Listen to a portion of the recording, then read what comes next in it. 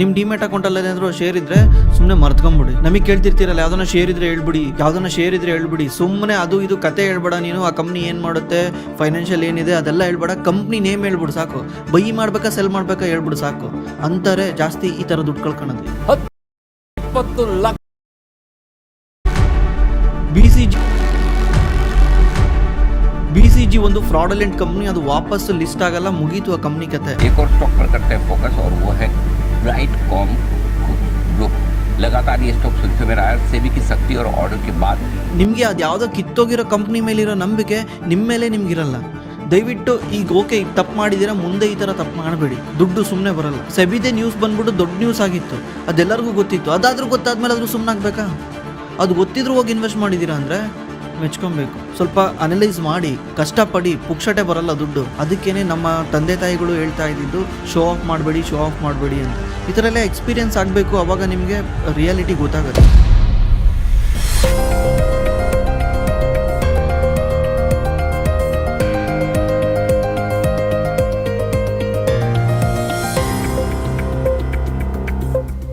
Bro ಬ್ರೈಟ್ಕಾಮ್ ಬಗ್ಗೆ ಹೇಳಿ bro. ತುಂಬ ಜನ ದುಡ್ಡು ಹಾಕಿ ಕಳ್ಕೊಂಡಿದ್ದಾರೆ, ಡಿಲೀಸ್ಟ್ ಆಗಿದೆ.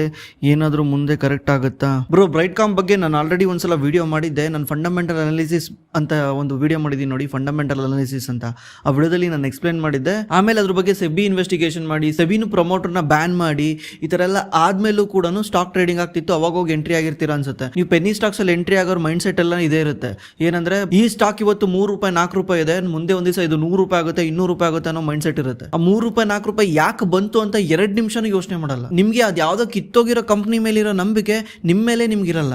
ನಿಮ್ಮನ್ನೇ ನೀವು ಯಾವಾಗಲೂ ಬ್ಲೇಮ್ ಮಾಡ್ಕೊಂತಿರ್ತಾರೆ, ನನ್ನ ಕೈಲೆಲ್ಲ ಆಗುತ್ತೆ ಗುರು, ಅದಾಗಲ್ಲ ಇದಾಗಲ್ಲ ಅಂತ. ಇದು ಯಾವುದೋ ಕಂಪ್ನಿ, ಕಿತ್ತೋಗಿರೋ ಕಂಪ್ನಿ. ಈ ಕಂಪ್ನಿ ₹3 ₹4 ಇರೋ ಶೇರು ಮುಂದೆ ಒಂದ್ ದಿವಸ ₹100 ಆಗುತ್ತೆ, ₹200 ಆಗುತ್ತೆ ಅಂತ ಥಿಂಕ್ ಮಾಡ್ತೀರಾ. ಈ ಕಾನ್ಫಿಡೆನ್ಸ್ ನಿಮ್ಮ ಮೇಲೆ ಯಾಕೆ ಬರಲ್ಲ? ಕಿತ್ತೋಗಿರೋ ಕಂಪ್ನಿ ಮೇಲೆ ಯಾಕೆ ಬರುತ್ತೆ? ಎಲ್ಲಾನು ಒಂದು ರಿಯಲಿಸ್ಟಿಕ್ ಆಗಿ ಯೋಚನೆ ಮಾಡ್ಬೇಕಾ? ಲಕ್ ಅನ್ನೋದು ಇಷ್ಟ ದಿವಸ ಬರ್ಲಿಲ್ಲದ್ದು ಇವಾಗ ಹೆಂಗ್ ಬಂದ್ಬಿಡುತ್ತೆ ನಿಮ್ ಲೈಫಲ್ಲಿ? ಲಕ್ ಮೇಲೆ ಡಿಪೆಂಡ್ ಆಗಿದ್ರೆ ಇದೇ ಪ್ರಾಬ್ಲಮ್. BCG ಒಂದು ಫ್ರಾಡಲೆಂಟ್ ಕಂಪ್ನಿ. ಅದು ವಾಪಸ್ ಲಿಸ್ಟ್ ಆಗಲ್ಲ, ಮುಗೀತು ಆ ಕಂಪ್ನಿ ಕತೆ. ನಿಮ್ ಡಿಮ್ಯಾಟ್ ಅಕೌಂಟ್ ಅಲ್ಲಿ ಏನಾದ್ರು ಶೇರ್ ಇದ್ರೆ ಸುಮ್ಮನೆ ಮರ್ತ್ಕೊಂಡ್ಬಿಡಿ. ಫಸ್ಟ್ ಈ ಪೆನ್ನಿ ಸ್ಟಾಕ್ಸ್ ನ ಬೈ ಮಾಡೋದು ಸ್ಟಾಪ್ ಮಾಡಿ. ಸ್ವಲ್ಪ ಅನಲೈಸ್ ಮಾಡಿ, ಕಷ್ಟಪಡಿ. ಪುಕ್ಷಟೆ ಬರಲ್ಲ ದುಡ್ಡು.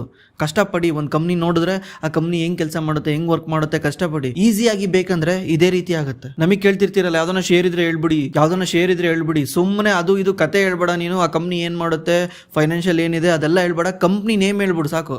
ಬೈ ಮಾಡ್ಬೇಕಾ ಸೆಲ್ ಮಾಡ್ಬೇಕಾ ಹೇಳ್ಬಿಡು ಸಾಕು ಅಂತಾರೆ ಜಾಸ್ತಿ ಈ ತರ ದುಡ್ಡು ಕಳ್ಕೊಳ್ಳೋದು. ಯಾಕಂದ್ರೆ ಯಾರು ಹೇಳಿದ ಮಾತನ್ನ ಕೇಳ್ಕೊಂಡು ಮಾಡಿರ್ತಾರಲ್ಲ. ಆ ಕಂಪ್ನಿ ಏನು ಮಾಡುತ್ತೆ, ಎಂತ ಮಾಡುತ್ತೆ. ಸೆಬಿದೆ ನ್ಯೂಸ್ ಬಂದ್ಬಿಟ್ಟು ದೊಡ್ಡ ನ್ಯೂಸ್ ಆಗಿತ್ತು, ಅದೆಲ್ಲರಿಗೂ ಗೊತ್ತಿತ್ತು. ಅದಾದ್ರೂ ಗೊತ್ತಾದ್ಮೇಲೆ ಆದರೂ ಸುಮ್ಮನೆ ಆಗಬೇಕಾ? ಅದು ಗೊತ್ತಿದ್ರು ಹೋಗಿ ಇನ್ವೆಸ್ಟ್ ಮಾಡಿದ್ದೀರಾ ಅಂದರೆ ಮೆಚ್ಕೊಬೇಕು. ದಯವಿಟ್ಟು ಈಗ ಓಕೆ ಈಗ ತಪ್ಪು ಮಾಡಿದ್ದೀರಾ, ಮುಂದೆ ಈ ಥರ ತಪ್ಪು ಮಾಡಬೇಡಿ. ಇಷ್ಟು ದಿವಸ ಈ ಥರ ಮಾಡಿದ್ದೀರಾ, ಮುಂದೆ ಈ ಥರ ತಪ್ಪು ಮಾಡಬೇಡಿ. ದಯವಿಟ್ಟು ಕಷ್ಟಪಡಿ. ಏನಾದರೂ ಒಂದು ಕಂಪ್ನಿ ಅನಾಲಿಸಿಸ್ ಮಾಡಬೇಕಂದ್ರೆ ಕಷ್ಟಪಡಿ. ಅಥವಾ ಆಗ್ತಾ ಇಲ್ವಾ ತಗೊಂಡೋಗಿ ಮ್ಯೂಚುವಲ್ ಫಂಡಲ್ಲಿ ಹಾಕಿ, ಅದನ್ನು PMS ಅಲ್ಲಿ ಹಾಕಿ, ಎಲ್ಲ ನಿಮಗೆ ಗೊತ್ತಿರೋ ಜಾಗದಲ್ಲಿ ಇನ್ವೆಸ್ಟ್ ಮಾಡ್ಬಿಡಿ. ನನ್ನ ಕೈಲಿ ಆಗಲ್ಲ ಅಂತ ಕೈ ತೊಳ್ಕೊಂಬಿಡಿ. ಇಲ್ಲ ನಾನು ಮಾಡ್ತೀನಿ ಅಂದರೆ ಕಷ್ಟಪಡಲೇಬೇಕು. ದುಡ್ಡು ಸುಮ್ಮನೆ ಬರಲ್ಲ. I lost 1.5 lakhs in stock BCG, now I delisted. Worst experience. Yes, ನಾನು ಅವಾಗಲೂ ಹೇಳಿದ್ನಲ್ಲ, ನಿಮ್ಮದು 1.5 lakhs ಇನ್ವೆಸ್ಟ್ ಮಾಡಿದರೆ ಯಾವುದೋ ಒಂದು ಕಂಪ್ನಿ ಮೇಲೆ ಅಂದರೆ, ನಾನು ಅದಕ್ಕೆ ಹೇಳ್ತಿರ್ತೀನಿ, ಯಾವುದೋ ಒಂದು ಸ್ಟಾಕ್ ಹೆಸರು ಹೇಳ್ಬಿಟ್ರೆ, ನಾವೇನಾದ್ರೂ ಹೆಸರು ಹೇಳ್ಬಿಟ್ರೆ ಏನು ಮಾಡ್ತಾರೆ, ಇವ್ರ ಹತ್ರ ಒಂದು 3-4 ಲಕ್ಷ ಇದ್ದರೆ 50% ಒಂದೇ ಸ್ಟಾಕ್ ಮೇಲೆ ಹಾಕ್ತಾರೆ, ಇನ್ನೊಂದು 50% ಇನ್ನೊಂದು ಸ್ಟಾಕ್ ಮೇಲೆ ಹಾಕ್ತಾರೆ. ಯಾಕಂದ್ರೆ ಲಾಟ್ರಿ ಹೊಡಿಲಿ ಅಂತ. ಈ 1.5 ಲಕ್ಷ ನಾಳೆ ಒಂದು ದಿವಸ 1.5 ಕೋಟಿ ಆಗಲಿ ಅಥವಾ 50 ಲಕ್ಷ ಆಗಲಿ ಅಂತ. ಈ ಥರ ಎಲ್ಲ ಎಕ್ಸ್ಪೀರಿಯನ್ಸ್ ಆಗಬೇಕು, ಅವಾಗ ನಿಮಗೆ ರಿಯಾಲಿಟಿ ಗೊತ್ತಾಗುತ್ತೆ. ಹಾಯ್ ಬ್ರೋ, ನಿಮ್ಮನ್ನ 2 year ಇಂದ ಫಾಲೋ ಮಾಡ್ತಾ ಇದ್ದೀನಿ. ನಿಜವಾಗ್ಲೂ ಒಳ್ಳೆ ನಾಲೆಡ್ಜ್ ಮತ್ತೆ ಕಾನ್ಫಿಡೆನ್ಸ್ ಸಿಗ್ತಾ ಇದೆ. Thank you so much bro. ನಾನು ಒಬ್ಬ ಸೆಲ್ಫ್ ಎಂಪ್ಲಾಯಿ. ನನ್ನ ಅರ್ನಿಂಗ್ಸ್ ಬಂದು 30,000ದಿಂದ 40,000 ಇದೆ. ನನ್ನ ಎಲ್ಲ ಖರ್ಚು ಬಿಟ್ಟು ಮಂತ್ಲಿ 15ರಿಂದ 20,000 ಸೇವಿಂಗ್ ಆಗುತ್ತೆ. ಆಲ್ರೆಡಿ ಸ್ವಲ್ಪ ಸ್ಟಾಕ್ ಮೇಲೂ ಇನ್ವೆಸ್ಟ್ ಮಾಡಿದ್ದೀನಿ. ನನಗೆ SIP ಮಾಡಬೇಕು, ಬಟ್ ಎವ್ರಿ ಮಂತು ನನ್ನ ಸೇವಿಂಗ್ ವೇರಿಯೇಷನ್ ಆಗುತ್ತೆ. SIP ಹೇಗೆ ಮಾಡಬೇಕು? ಎಕ್ಸಾಂಪಲ್ಗೆ ಫಸ್ಟ್ ಮಂತ್ 10,000, ಸೆಕೆಂಡ್ ಮಂತ್ 15,000 ಮತ್ತು ಥರ್ಡ್ ಮಂತ್ 10,000 ಮಾಡ್ಬೋದಾ? ನೀವು ಮಾಡ್ತಿರೋದು ಒಳ್ಳೆ ಕೆಲಸ ಬ್ರೋ. 20ರಿಂದ 50 ಏಜ್ವರೆಗೂ ರೀಚ್ ಆಗ್ತಿದ್ದೀರಾ. ನಿಮ್ಮ ಚಾನಲ್ಗೂ ಜೊತೆ ನಿಮ್ಮ ಪೋರ್ಟ್ಫೋಲಿಯೋಗೂ ಒಳ್ಳೇದಾಗಲಿ. Thank you bro. ಪೋರ್ಟ್ಫೋಲಿಯೋಗೂ ಆಶೀರ್ವಾದ ಮಾಡೋರು ತುಂಬ ಜನ ಇದ್ದಾರೆ. ತುಂಬ ಥ್ಯಾಂಕ್ ಯು. ನನಗೆ ಅರ್ಥ ಆಗುತ್ತೆ, ಸೆಲ್ಫ್ ಎಂಪ್ಲಾಯ್ಡ್ ಅಂದರೆ ಅಲ್ಲಿ ಕ್ಯಾಶ್ ಫ್ಲೋ ಸ್ಟೇಬಲ್ ಇರಲ್ಲ. ಒಂದೊಂದು ತಿಂಗಳು ಹೆಚ್ಚು ಕಡಿಮೆ ಇರುತ್ತೆ. ನೀವೇನು ಮಾಡಿ, ನಮ್ಮ ಟೀಮ್ನ ಕಾಂಟ್ಯಾಕ್ಟ್ ಮಾಡಿಬಿಟ್ಟು ನಿಮ್ಮದು ಇದೇ ರೀತಿ ಹೇಳಿ. ಏನಂತ ಹೇಳಿ, ನಾನು SIP ಮಾಡಲ್ಲ, SIP ಮಾಡೋಕ್ಕಾಗಲ್ಲ. SIP ಮಾಡಿಬಿಟ್ರೆ ಮ್ಯಾಂಡೇಟ್ ಕ್ರಿಯೇಟ್ ಮಾಡಬೇಕು. ಮ್ಯಾಂಡೇಟ್ ಕ್ರಿಯೇಟ್ ಮಾಡಿದ್ರೆ ಎವ್ರಿ ಮಂತ್ ಆಟೋಮೆಟಿಕ್ಲಿ ಕಟ್ ಆಗ್ತಾ ಇರುತ್ತೆ. ಅಕಸ್ಮಾತ್ ಏನಾದರೂ ಆ ತಿಂಗಳು ಇಲ್ಲ ಅಂದರೆ ಬೌನ್ಸ್ ಆಗುತ್ತೆ. ಬೌನ್ಸ್ ಆದರೆ ನಿಮ್ಮ ಇವರು ಪೆನಲ್ಟಿ ಹಾಕ್ತಾರೆ ನಿಮಗೆ, ಬ್ಯಾಂಕ್ನವ್ರು. ನೀವೇನು ಮಾಡಿ, ನಮ್ಮ ಟೀಮ್ನ ಕಾಂಟ್ಯಾಕ್ಟ್ ಮಾಡಿಬಿಟ್ಟು ಅವ್ರಿಗೆ ಹೇಳಿ ನಾನು ಎವ್ರಿ ಮಂತು ಲಮ್ಸಮ್ ಇನ್ವೆಸ್ಟ್ ಮಾಡ್ತೀನಿ ಅಂತ. 10,000 ಇದೆಯಾ, 10,000 ಲಮ್ಸಮ್ ಇನ್ವೆಸ್ಟ್ ಮಾಡಿ. 20,000 ಇದೆಯಾ, 20,000 ಲಮ್ಸಮ್ ಇನ್ವೆಸ್ಟ್ ಮಾಡಿ. ಈ ಥರ ಇನ್ವೆಸ್ಟ್ ಮಾಡ್ಕೊಂಡು ಹೋಗಿ. ನನ್ನ ಪ್ರಕಾರ ಇದರಲ್ಲಿ ಡಿಸಿಪ್ಲಿನ್ ಬರಲ್ಲ. ಲಮ್ಸಮಲ್ಲಿ ಈ ಥರ ಮಾಡ್ಕೊಂಡು ಹೋದಾಗ ಡಿಸಿಪ್ಲಿನ್ ಬರಲ್ಲ, ಮರ್ತೋಗೋ ಚಾನ್ಸ್ ಜಾಸ್ತಿ ಇರುತ್ತೆ. ಅದಕ್ಕೆ ಯಾರನ್ನ ಒಬ್ಬ ಹ್ಯೂಮನ್ ಇಟ್ಕೊಂಡ್ಬಿಡಿ, ಅವ್ರಿಗೆ ಹೇಳಿ ಜ್ಞಾಪನ ಮಾಡೋಕ್ಕೆ ಹೇಳಿ, ಎವ್ರಿ ಮಂತ್ ನನಗೊಂಚೂರು ಈ ಥರ ಜ್ಞಾಪನ ಮಾಡಿ, ಈ ತಾರೀಕಲ್ಲಿ ನಾನು ಇನ್ವೆಸ್ಟ್ ಮಾಡ್ತೀನಿ ಅಂತ ಹೇಳಿ ಅವ್ರು ನಿಮಗೆ ಜ್ಞಾಪನ ಮಾಡ್ತಾರೆ. ನೀವು ಅವ್ರ ಥ್ರೂ ಇನ್ವೆಸ್ಟ್ ಮಾಡಿ. ನಮಗೆ ಕೆಲ್ಸಕ್ಕೆ ಬೇಕಾಗಿದ್ದಾರೆ. ನಿಮ್ಗೆ ಏನಾದರೂ ಸೇಲ್ಸ್ ಅಲ್ಲಿ ಇಂಟ್ರೆಸ್ಟ್ ಇದ್ರೆ, ಸ್ಟಾಕ್ ಮಾರ್ಕೆಟ್ ಅಲ್ಲಿ ಪೂರ್ತಿ ನಾಲೆಡ್ಜ್ ಇದ್ರೆ, ನೀವು ನಿಮ್ಮ ರೆಸ್ಯೂಮ್ ನ ನಮಗೆ ಮೇಲ್ ಮಾಡಬಹುದು. ನಮ್ಮ ಮೇಲ್ ಐಡಿ ಬಂದ್ಬಿಟ್ಟು career@angelinvestment.co.in ಅಂತ. ಈ ಮೇಲ್ ಐಡಿಗೆ ನಿಮ್ಮ ಸಿವಿನ ಅಥವಾ ರೆಸ್ಯೂಮೆನ ನೀವು ಮೇಲ್ ಮಾಡಿದ್ರೆ ನಮ್ಮ ಟೀಮ್ ಕಡೆಯಿಂದ ನಿಮಗೆ ಕಾಂಟ್ಯಾಕ್ಟ್ ಮಾಡ್ತಾರೆ. ನಿಮ್ಗೆ ಏನಾದರೂ ನಮ್ಮ ಜೊತೆ ಕೆಲಸ ಮಾಡಬೇಕು ಅಂತ ಇಂಟ್ರೆಸ್ಟ್ ಇದ್ರೆ ದಯವಿಟ್ಟು ನಿಮ್ಮ ಸಿವಿನ ನಮಗೆ ಮೇಲ್ ಮಾಡಿ. Hi sir, I have A 2 question. ನೀವು ಒಂದು ವಿಡಿಯೋದಲ್ಲಿ ಹೇಳಿದ್ರಿ ಎಲ್ಲಾ ಜನರು ಯಾವ್ದ್ರ ಮೇಲೆ ಕಾನ್ಸಂಟ್ರೇಷನ್ ಮಾಡ್ತಾರೆ, ನಾವು ಅದನ್ನ ಬಿಟ್ಟು ಬಿಡಬೇಕು. ಇವಾಗ ಎಲ್ಲಿ ಕೇಳಿದ್ರು EV ಬಗ್ಗೆನೇ ಮಾತಾಡ್ತಾ ಇದ್ದಾರೆ. ನಿಮ್ಮ ಪ್ರಕಾರ EVನ ಬಿಟ್ಟು ಬೇರೆ ಯಾವುದ್ರ ಫ್ಯೂಚರ್ ವ್ಯಾಲ್ಯೂ ಇದೆ ಅನಿಸುತ್ತೆ? ಇವಾಗ ಒಂದು ಸ್ಟಾಕ್ನ ಅನಾಲಿಸಿಸ್ ಮಾಡಬೇಕಂದ್ರೆ ಏನೆಲ್ಲ ನೋಡಬೇಕು? ಅನಾಲಿಸಿಸ್ ಪಾರ್ಟಲ್ಲಿ ಬೈಯಿಂಗಲ್ಲಿ, ಸೆಲ್ಲಿಂಗಲ್ಲಿ, ಆಫ್ಟರ್ ಸೆಲ್ಲಿಂಗ್ ಅಂತ ಒಂದು ಸಪ್ರೇಟ್ ವಿಡಿಯೋ ಮಾಡಿ ಪ್ಲೀಸ್. ಜಸ್ಟ್ ಇನ್ಫಾರ್ಮೇಷನ್ ಕೊಟ್ಟರೆ ಸಾಕು, ಎಕ್ಸ್ಪ್ಲನೇಷನ್ ಬೇಡ. ಎಕ್ಸಾಂಪಲ್ ಅನಲೈಸಲ್ಲಿ PROC ROE ಈ ಥರ ಹೇಳಿ, ಇದನ್ನು ಅಷ್ಟು ಸಾಕು. EV ಬೂಮಿಂಗ್ ಇಂಡಸ್ಟ್ರಿ ನಾನು ಒಪ್ಕೊಂತೀನಿ. ಆದರೆ ನಾವು ಯಾಕೆ ಈ ಥರ ಹೇಳ್ತೀವಂದರೆ, ಎಲ್ಲಿ ಜಾಸ್ತಿ ಸಕ್ಕರೆ ಇರುತ್ತೆ ಅಲ್ಲಿ ಜಾಸ್ತಿ ಇರುವೆಗಳು ಬರ್ತವೆ. ಯಾಕಂದರೆ ಸಕ್ಕರೆ ತಿನ್ನಕ್ಕೆ ಇರುವೆಗಳು ಬರ್ತವೆ. ಅದೇ ರೀತಿ ಯಾವ ಇಂಡಸ್ಟ್ರಿನಲ್ಲಿ ಜಾಸ್ತಿ ಲಾಭ ಇದೆ, ಯಾವ ಇಂಡಸ್ಟ್ರಿನಲ್ಲಿ ಊರಾಗಿರೋರೆಲ್ಲ ಇಂಡಸ್ಟ್ರಿ ಬಗ್ಗೆ ಮಾತಾಡ್ತಿದ್ದಾರೆ ಅಂದರೆ ಏನರ್ಥ? ಈ ನಿಮ್ಮೂರಾಗೆ ನೀವೊಂದು ಅಂಗಡಿ ಹಾಕೊಂಡ್ಬಿಡ್ತೀರ, ಚಿಲ್ಲರೆ ಅಂಗಡಿನ. ನೀವು ಡೈಲಿ ಹೇಳ್ಕೊಂಬರ್ರಿ ಎಲ್ಲರ ಹತ್ರ, ನಾನು ಡೈಲಿ 4,000 ಮಾಡಿದೆ, 5,000 ಮಾಡಿದೆ, 6,000 ಮಾಡಿದೆ, 15,000 ಮಾಡಿದೆ, 20,000 ಮಾಡಿದೆ ಅಂತ. ಅವಾಗ ಏನಾಗುತ್ತೆ? ನಿಮ್ಮ ಊರಾಗಿರೋರಿಗೆಲ್ಲನೂ ಹೊಟ್ಟೆ ಉರಿಯುತ್ತೆ. ಅವ್ರು ಏನು ಮಾಡ್ತಾರೆ?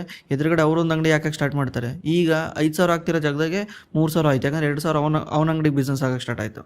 ಅವ್ನು ಲಾಭ ಮಾಡ್ತಾನೆ ನಷ್ಟ ಮಾಡ್ತಾನೆ ಗೊತ್ತಿಲ್ಲ, ನೀವು ಮಾಡ್ತಿರೋ ಲಾಭದ ಆಸೆಗೆ ಅವನು ಸ್ಟಾರ್ಟ್ ಮಾಡ್ತಾನೆ. ಇದೇ ರೀತಿ 4-5 ಅಂಗಡಿಗಳು ಉಟ್ಕೊಂಡ್ಬಿಡ್ತವೆ. ನೀನು ಬಾಯ್ಬಿಟ್ಟು ಹೇಳಲ್ಲ ಅನ್ಕ, ನಾಳೆ ಒಂದು ಕಾರ್ ತರ್ತೀಯ, ಕಾರ್ ನೋಡ್ತಾರೆ, ಒಂದು ಅಂಗಡಿ ಮಾಡಿ ಕಾರ್ ತಂದ ಗುರು ಇವನು.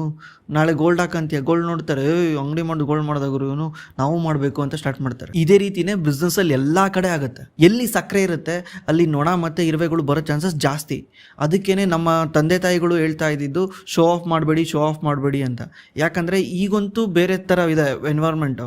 ಅವಾಗ ಹೆಂಗಿತ್ತು ಅಂದರೆ, ನಿಮ್ಮದೊಂದು ಸಣ್ಣ ಊರಲ್ಲಿ ಸುತ್ತಮುತ್ತ ನೀವು ಬಿಸ್ನೆಸ್ ನಡೀತಿದ್ದು ಹೆಂಗೆ, ವ್ಯಾಪಾರ ನಡೀತಿದ್ದು ಯಾರಿಂದ? ಅವರಿಂದೇನೇನಾ? ಈಗ ನೀವೇನೋ ರೈತರೇನೋ ಬೆಳೆದ್ರೆ ಯಾರಿಗೆ ಕೊಡಬೇಕಾಗಿತ್ತು? ಅವನಿಗೆ ಕೊಡಬೇಕಿತ್ತ? ನೀವೇನೋ ಒಂದು ಒಳ್ಳೆ ಯಾವುದೋ ಬೆಳೆ ಬೆಳೆದಿದ್ದೀರಾ, ಇದರಿಂದ ನೀವು ಒಳ್ಳೆ ದುಡ್ಡು ಮಾಡೋಕ್ಕೆ ಸ್ಟಾರ್ಟ್ ಮಾಡಿದ್ರಿ, ಇದನ್ನು ಪಕ್ಕದೊಲ್ದಲ್ಲಿ ನೋಡ್ದಾನೆ ಏನು ಮಾಡ್ತಾನೆ? ಅವನು ಅದೇ ಬೆಳೆಯೋಕ್ಕೆ ಸ್ಟಾರ್ಟ್ ಮಾಡ್ತಾನೆ. ಇದರಿಂದ ಏನಾಯಿತು? ಕಾಂಪಿಟೇಷನ್ ಇನ್ಕ್ರೀಸ್ ಆಯಿತು. ಅದಕ್ಕೇ ಆಗಿನ ಕಾಲದಲ್ಲಿ ಹೇಳ್ತಿದ್ದು ಶೋ ಆಫ್ ಮಾಡಬೇಡಿ. ನೀವು ಮಾರ್ವಾಡಿಗಳು ನೋಡಿರ್ಬೋದು, ಮಾರ್ವಾಡಿಗಳು ಎಷ್ಟೇ ದುಡ್ಡು ದುಡಿದ್ರೂ ಶೋ ಆಫ್ ಮಾಡಲ್ಲ. ಯಾಕಂದರೆ ಅವ್ರಿಗೆ ಭಯ, ನಾಳೆ ನಾನು ಚೆನ್ನಾಗಿ ಲಾಭ ಬರ್ತಿದೆ ಅಂತೇಳಿ ಇನ್ನೊಬ್ಬ ಸ್ಟಾರ್ಟ್ ಮಾಡ್ತಾನೆ ಅಂತ. ಅದು ಸ್ಟಾಕ್ ಮಾರ್ಕೆಟಲ್ಲೂ ವರ್ಕ್ ಆಗುತ್ತೆ, ಬಿಸ್ನೆಸ್ ಇಂಡಸ್ಟ್ರಿನಲ್ಲೂ ವರ್ಕ್ ಆಗುತ್ತೆ. ಸ್ಟಾಕ್ ಮಾರ್ಕೆಟ್ ಅಂದ್ರೆ ಏನು ಹೇಳಿ? ಬಿಸ್ನೆಸ್. ಬೆಳೆಯೋ ಬಿಸ್ನೆಸ್ ಅಲ್ಲಿ ದುಡ್ಡು ಹಾಕೋದೇ ಸ್ಟಾಕ್ ಮಾರ್ಕೆಟ್. ಈಗ ಎಲ್ಲರೂ EV ಇಂಡಸ್ಟ್ರಿನಲ್ಲಿ ಹೋಗ್ತಿದ್ದಾರೆ ಅಂದರೆ ಎಲ್ಲರಿಗೂ ಇರುತ್ತೆ, ಎಲ್ಲರೂ ಅದರಲ್ಲಿ ಕಾಲಾಗ್ತಾ ಇರ್ತಾರೆ. ಈಗ ಅಂದ ತಕ್ಷಣ, ಆರ್ಟಿಫಿಷಿಯಲ್ ಇಂಟೆಲಿಜೆನ್ಸ್ ಅಂದ ತಕ್ಷಣ ಎಲ್ಲರದು ಆನ್ಯುವಲ್ ರಿಪೋರ್ಟು ಕಾನ್ಕಾಲಲ್ಲಿ ಬಗ್ಗೆನೇ ಮಾತಾಡೋಕ್ಕೆ ಸ್ಟಾರ್ಟ್ ಮಾಡ್ತಾರೆ. ಇಂಡಿಯಾದಲ್ಲಿ ಇಲ್ಲ, ಬಟ್ ನೀವು USದು ಆನ್ಯುವಲ್ ರಿಪೋರ್ಟ್ ಎಲ್ಲ ತೆಗೆದು ನೋಡಿದ್ರೆ ಎಲ್ಲರದ್ರಲ್ಲೂ ಕೂಡ ಅದೇ ಮಾತಾಡೋಕ್ಕೆ ಸ್ಟಾರ್ಟ್ ಮಾಡ್ತಾರೆ. ಯಾಕಂದರೆ ಫಿಯರ್ ಆಫ್ ಮಿಸ್ಸಿಂಗ್ ಔಟ್. ನಾನು ಏನೋ ಮಾಡ್ತಿದ್ದೀನಿ ಅಂತ ತೋರಿಸ್ಕೊಳಕ್ಕೆ. ಇದೇ ರೀತಿ ಬಬಲ್ಗಳು ಸ್ಟಾರ್ಟ್ ಆಗೋದು ಇದೇ ರೀತಿ. .com ಬಬಲ್ ಅಂತ ಆಗಿತ್ತಲ್ಲ 2000 ಇಸ್ವಿನಲ್ಲಿ. ಆವಾಗಲೂ ಅಷ್ಟೇ ಪ್ರತಿ ಒಬ್ಬರು ಕೂಡ ನಾನು ಇಂಟರ್ನೆಟ್ ಕಂಪ್ನಿ ಅಂತ ಹೇಳಕ್ಕೆ ಸ್ಟಾರ್ಟ್ ಮಾಡಿದ್ರು. ಕಂಪ್ನಿಯಿಂದ ಜಸ್ಟ್ .com ಅಂತ ಸೇರಿಸ್ಕೊಂಡ್ರೆ ಅವ್ರಿಗೆ ಇನ್ವೆಸ್ಟರ್ ಜಾಸ್ತಿ ದುಡ್ಡು ಕೊಡೋರು. ಯಾಕಂದರೆ ಇವನೊಬ್ಬ ಇಂಟರ್ನೆಟ್ ಕಂಪ್ನಿ ಅಂತ. ಅವಾಗ ಬೇರೆದ್ರ ಬಗ್ಗೆ ತಲೆನೇ ಕೆಡಿಸ್ಕೊಂತಿರ್ಲಿಲ್ಲ, ಇವನು ಹೆಂಗೆ ದುಡ್ಡು ಮಾಡ್ತಾನೆ, ಏನು ಮಾಡ್ತಾನೆ ಅಂತ. ಜಸ್ಟ್ ಅವ್ನು ನೇಮ್ ಹೇಳಿದ್ರೆ ಸಾಕು ದುಡ್ಡು ಕೊಟ್ಬಿಡೋರು. ಅವಾಗ ಏನಾಯಿತು? ಬಬಲ್ ಕ್ರಿಯೇಟ್ ಆಯಿತು. ಇದು ಬಸ್ಟ್ ಆಗಲೇಬೇಕಲ್ಲ ಇವತ್ತಲ್ಲ ಒಂದು ದಿವಸ. ಅದೇ ರೀತಿನೇ ಆಗುತ್ತೆ ಎಲ್ಲ ಇಂಡಸ್ಟ್ರಿಗಳಲ್ಲೂ, ಬೂಮಿಂಗ್ ಇಂಡಸ್ಟ್ರಿನಲ್ಲಿ. ಅದಕ್ಕೆ ನಾವೇನ್ ಮಾಡಬೇಕು? ಡಿಫ್ರೆಂಟ್ ಆಗಿ ಥಿಂಕ್ ಮಾಡಬೇಕು. ಡಿಫ್ರೆಂಟ್ ಆಗಿ ಅಂದ್ರೆ, ಪೀಟರ್ ಲಿಂಚ್ ಒಂದು ಬುಕ್ ಬರೆದಿದ್ದಾರೆ, ಒನ್ ಅಪಾನ್ ವಾಲ್ ಸ್ಟ್ರೀಟ್ ಅಂತ. ಆ ಬುಕ್ಕಲ್ಲಿ ಹೇಳೋ ಪ್ರಕಾರ ಡೈರೆಕ್ಟ್ ಕಂಪ್ನಿಗಳಲ್ಲೇ ಇನ್ವೆಸ್ಟ್ ಮಾಡೋದಕ್ಕಿಂತ ಆ ಕಂಪ್ನಿಗಳಿಗೆ ಯಾರು ಪಾರ್ಟ್ಸ್ ಸಪ್ಲೈ ಮಾಡ್ತಾರಲ್ಲ ಅಲ್ಲಿ ಇನ್ವೆಸ್ಟ್ ಮಾಡಿದ್ರೆ ವಿನ್ ಆಗೋ ಚಾನ್ಸ್ ಜಾಸ್ತಿ ಇರುತ್ತೆ. ಅವ್ರು ಇದನ್ನ ಎಲ್ಲಿ ಕಲ್ತ್ಕೊಂಡಿದ್ದಾರೆ ಅಂದ್ರೆ, ಅಮೆರಿಕದ ಕ್ಯಾಲಿಫೋರ್ನಿಯಾದಲ್ಲಿ ಒಂದ್ಸಲ ಗೋಲ್ಡ್ ಸಿಕ್ಬಿಡುತ್ತೆ, ಭಾಳ ಗೋಲ್ಡ್ ಸಿಕ್ಬಿಡುತ್ತೆ. ಇಂಡಿಯಾಯಿಂದ, ಚೈನಾಯಿಂದ, ಎಲ್ಲ ದೇಶದಿಂದನೂ ಅಮೆರಿಕಾಗೆ ಹೋಗಕ್ಕೆ ಸ್ಟಾರ್ಟ್ ಮಾಡ್ತಾರೆ ಅವಾಗ ಗೋಲ್ಡ್ನ ತೆಗಿಯೋಕ್ಕೆ. ಆಗ ಒನ್ಸ್ ಗೋಲ್ಡ್ ಎಲ್ಲ ಖಾಲಿಯಾಗಿ ಫುಲ್ಲು ಅದನ್ನ ಅನಲೈಸ್ ಮಾಡಿದ್ರೆ, ಯಾರ್ಯಾರು ಗೋಲ್ಡ್ ತೆಗಿಯಕ್ಕೆ ಹೋಗಿದ್ರಲ್ಲ ಅವ್ರು ಯಾರೂ ದುಡ್ಡು ಮಾಡಿಲ್ಲ. ನಿಜವಾಗ್ಲೂ ಯಾರು ದುಡ್ಡು ಮಾಡಿದ್ರು ಅಂದ್ರೆ ಈ ಗೋಲ್ಡ್ ತೆಗಿಯೋಕ್ಕೆ ಸುತ್ಗೆ ಆರೆ ಗುದ್ಲಿ ಅವ್ರು ಕೆಲಸ ಮಾಡೋರಿಗೆ ಬಟ್ಟೆ, ಮೈನಿಂಗ್ ಅಲ್ಲಿ ಕೆಲಸ ಮಾಡೋರಿಗೆ ಪ್ಯಾಂಟ್, ಜೀನ್ಸ್ ಪ್ಯಾಂಟ್ ಅಂತ ಬಂತಲ್ಲ, ಫಸ್ಟ್ ಜೀನ್ಸ್ ಪ್ಯಾಂಟ್ ನ ಕಂಡಿಡಿದ್ದು ಲಿವೈಸ್. ಜೀನ್ಸ್ ಪ್ಯಾಂಟ್ ಅಂತ ಉಟ್ಕೊಂಡಿದ್ದೆ ಅವಾಗ, ಯಾಕಂದ್ರೆ ಅಲ್ಲಿ ಹೋಗಿ ಕೆಲಸ ಮಾಡೋಕ್ಕೆ ಸ್ಟ್ರಾಂಗ್ ಆಗಿರೋ ಪ್ಯಾಂಟ್ ಬೇಕಿತ್ತು, ಅರ್ಧೋಗ್ತಾ ಇತ್ತು ಬೇರೆ ಪ್ಯಾಂಟ್ಗಳು, ಕಾಟನ್ ಪ್ಯಾಂಟ್ಗಳು. ಆಗ ಜೀನ್ಸ್ ಪ್ಯಾಂಟ್ ಉಟ್ಕೊಂಡಿದ್ದು. ನಿಜವಾಗ್ಲೂ ದುಡ್ಡು ಮಾಡಿದ್ದು ಯಾರು ಅಂದ್ರೆ ಇವರು. ಅವಾಗ್ಲಿಂದ ಇದೊಂದು ಕಾನ್ಸೆಪ್ಟ್ ಉಟ್ಕೊಂತ ಸ್ಟಾರ್ಟ್ ಆಯಿತು, ಪ್ರಾಕ್ಸಿ ಇನ್ವೆಸ್ಟಿಂಗ್ ಅಂತ.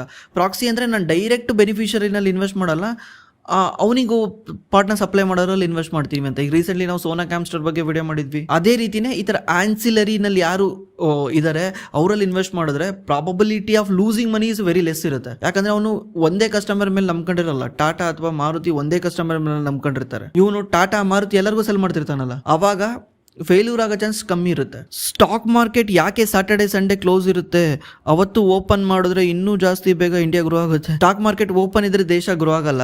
ಆಮೇಲೆ ಸ್ಟಾಕ್ ಮಾರ್ಕೆಟ್ ಸ್ಯಾಟರ್ಡೆ ಸಂಡೇ ನಿಮಗೆ ಯಾವ ರೀತಿ ರಜಾ ಬೇಕಲ್ಲ ಅವ್ರಿಗೂ ಅದೇ ರೀತಿ ರಜಾ ಬೇಕಲ್ಲ. ಬ್ಯಾಕ್ ಎಂಡಲ್ಲಿ ಕೆಲಸ ಮಾಡ್ತಿರ್ತಾರಲ್ಲ, NSE ನಲ್ಲಿ BSE ನಲ್ಲಿ ಕೆಲಸ ಮಾಡ್ತಿರ್ತಾರಲ್ಲ, ಅವ್ರಿಗೂ ರಜಾ ಬೇಕಲ್ಲ. ಸ್ಟಾಕ್ ಮಾರ್ಕೆಟ್ ಇಂದ ದೇಶ ಗ್ರೋ ಆಗಲ್ಲ. ಸ್ಟಾಕ್ ಮಾರ್ಕೆಟ್ ಅಲ್ಲಿ ನೀವು ದುಡ್ಡು ಇನ್ವೆಸ್ಟ್ ಮಾಡೋದ್ರಿಂದ ದೇಶ ಗ್ರೋ ಆಗುತ್ತೆ. ಈ ದುಡ್ಡನ್ನ ತಗೊಂಡು ಕಂಪ್ನಿಗಳು ಎಕ್ಸ್ಪ್ಯಾಂಡ್ ಮಾಡ್ತಾವೆ, ಬಿಸ್ನೆಸ್ಗಳನ್ನ ಹೊಸದಾಗಿ ಫ್ಯಾಕ್ಟ್ರಿ ಆಗ್ತವೆ, ಇಲ್ಲ ಶಾಪ್ ಓಪನ್ ಮಾಡ್ತವೆ. ಇದರಿಂದ ಏನಾಗುತ್ತೆ, ಎಂಪ್ಲಾಯ್ಮೆಂಟ್ ಕ್ರಿಯೇಟ್ ಆಗುತ್ತೆ. ಬ್ಲೂ ಕಲರ್ ಜಾಬ್ ಅಂತ ಏನು ಕರಿತೀವಲ್ಲ, ಬ್ಲೂ ಕಲರ್ ಜಾಬ್ ಅಂದ್ರೆ ಏನು, ಆಫೀಸ್ಗೆ ಹೋಗೋದು, ಫ್ಯಾಕ್ಟ್ರಿಗೆ ಹೋಗೋದು, ಮನೆಗೆ ಬರೋದು, ಈ ತರ ಕೆಲಸಗಳು ಉತ್ಪತ್ತಿಯಾಗಕ್ಕೆ ಸ್ಟಾರ್ಟ್ ಆಗ್ತವೆ. ಆಗ ಜನಗಳ ಜೀವನ ಶೈಲಿನೂ ಚೇಂಜ್ ಆಗ್ತಾ ಹೋಗುತ್ತೆ. ಇದಕ್ಕೋಸ್ಕರನೇ ಸ್ಟಾಕ್ ಮಾರ್ಕೆಟ್ ದೇಶದ ಎಕನಾಮಿಗೆ ಬಹಳ ಮುಖ್ಯ. ಸ್ಟಾಕ್ ಮಾರ್ಕೆಟ್ ಬಿದ್ದರೆ ದೇಶದ ಎಕನಾಮಿ ಬೀಳುತ್ತೆ, ಸ್ಟಾಕ್ ಮಾರ್ಕೆಟ್ ಮೇಲೋದ್ರೆ ದೇಶದ ಎಕನಾಮಿ ಮೇಲೋಗುತ್ತೆ.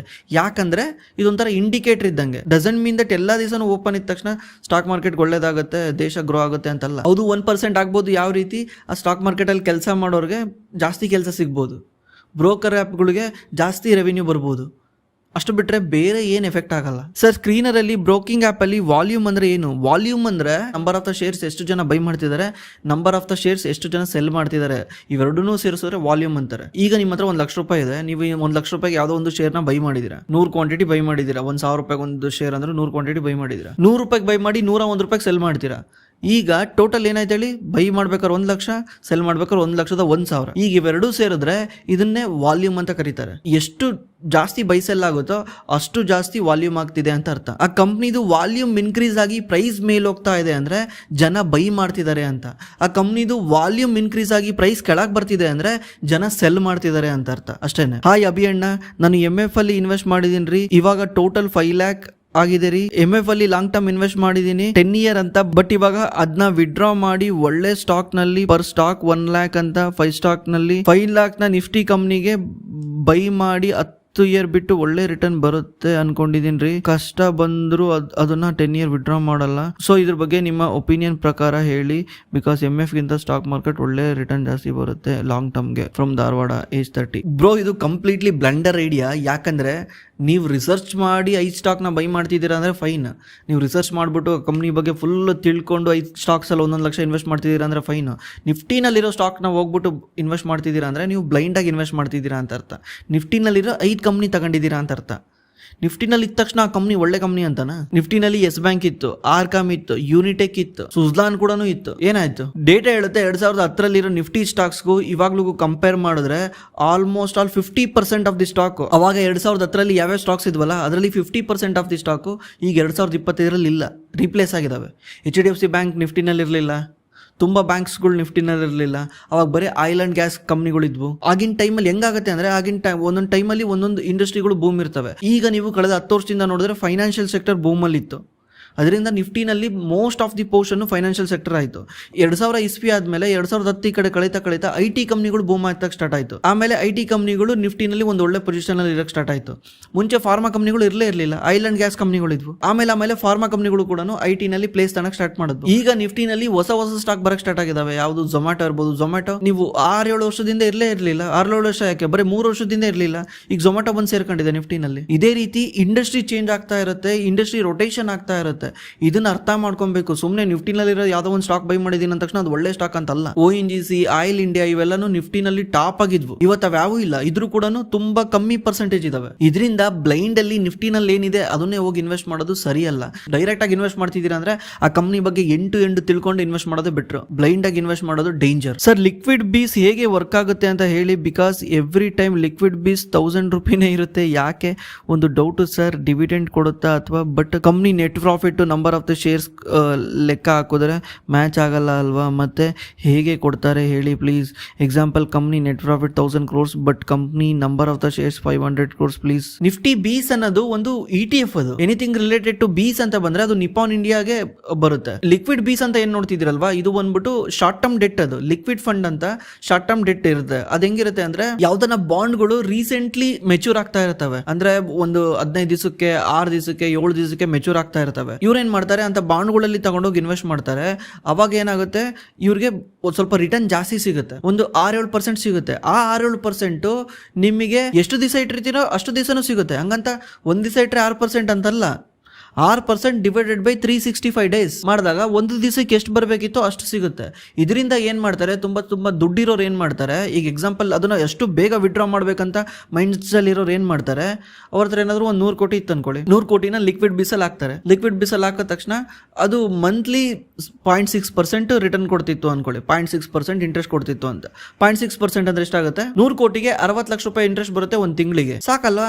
ಈಗ ಒಂದು ತಿಂಗಳು ಏನಾದರೂ ನೋಡ್ತಾರೆ, ಸ್ಟಾಕ್ ಏನಾದರೂ ಮೇಲ್ ಹೋಗ್ತಾ ಇಲ್ಲ, ಅಥವಾ ನಮಗೆ ಸ್ಟಾಕ್ ಮಾರ್ಕೆಟ್ ತುಂಬ ಹೈಕಲ್ಲಿದೆ, ಈಗ ಸ್ವಲ್ಪ ಕ್ಯಾಶಲ್ಲಿ ಇಟ್ಕೊಬೇಕಂದ್ರೆ ಅವ್ರು ಬ್ಯಾಂಕ್ ಅಕೌಂಟಲ್ಲಿ ಇಟ್ಕೊಳಲ್ಲ, ಲಿಕ್ವಿಡ್ ಬೀಸಲ್ಲಿ ಇಟ್ಕೊತಾರೆ. ಯಾಕಂದ್ರೆ ಇದರಲ್ಲಿ ಇಂಟ್ರೆಸ್ಟ್ ಬರುತ್ತೆ, ಅದಕ್ಕೋಸ್ಕರನೇ ತಗೊಂಡೋಗಿ ಅಲ್ಲಿ ಇಡ್ತಾರೆ.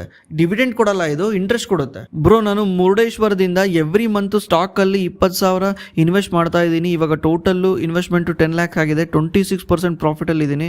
ಗುಡ್. ಒನ್ ಟೈಮ್ ಇನ್ವೆಸ್ಟ್ ಮಾಡಿದ್ರೆ CAGR ಮಾಡೋದು ಗೊತ್ತಾಗುತ್ತೆ, ಬಟ್ ನಾನು ಎವ್ರಿ ಮಂತ್ 20K ಇನ್ವೆಸ್ಟ್ ಮಾಡ್ತೀನಲ್ಲ, ಇರೋದ್ರಿಂದ CAGR ಮಾಡೋದು ಹೇಗೆ ಹೇಳಿ ಪ್ಲೀಸ್. ಎವ್ರಿ ಮಂತ್ ಇನ್ವೆಸ್ಟ್ ಮಾಡೋದವ್ರಿಗೆ CAGR ವರ್ಕ್ ಆಗಲ್ಲ, ಇಂಟರ್ನಲ್ ರೇಟ್ ಆಫ್ ರಿಟರ್ನ್ ಅಂತ IRR ವರ್ಕ್ ಆಗುತ್ತೆ. IRR ಅಲ್ಲಿ ನೀವು ಕ್ಯಾಲ್ಕುಲೇಟ್ ಮಾಡ್ಬೋದು, ಅದರಲ್ಲಿ ನೀವು ಎವ್ರಿ ಮಂತ್ ಎಷ್ಟು ಮಾಡಿದ್ದೀರಾ ಅಂತಲೂ ಕ್ಯಾಲ್ಕುಲೇಟ್ ಮಾಡ್ಬೋದು. IRRನ ಕ್ಯಾಲ್ಕುಲೇಟ್ ಮಾಡಿ ಗೊತ್ತಾಗುತ್ತೆ ನಿಮಗೆ. Hi Abhi bro, I am watching your video from 400 subscriber. Wow, thank you bro.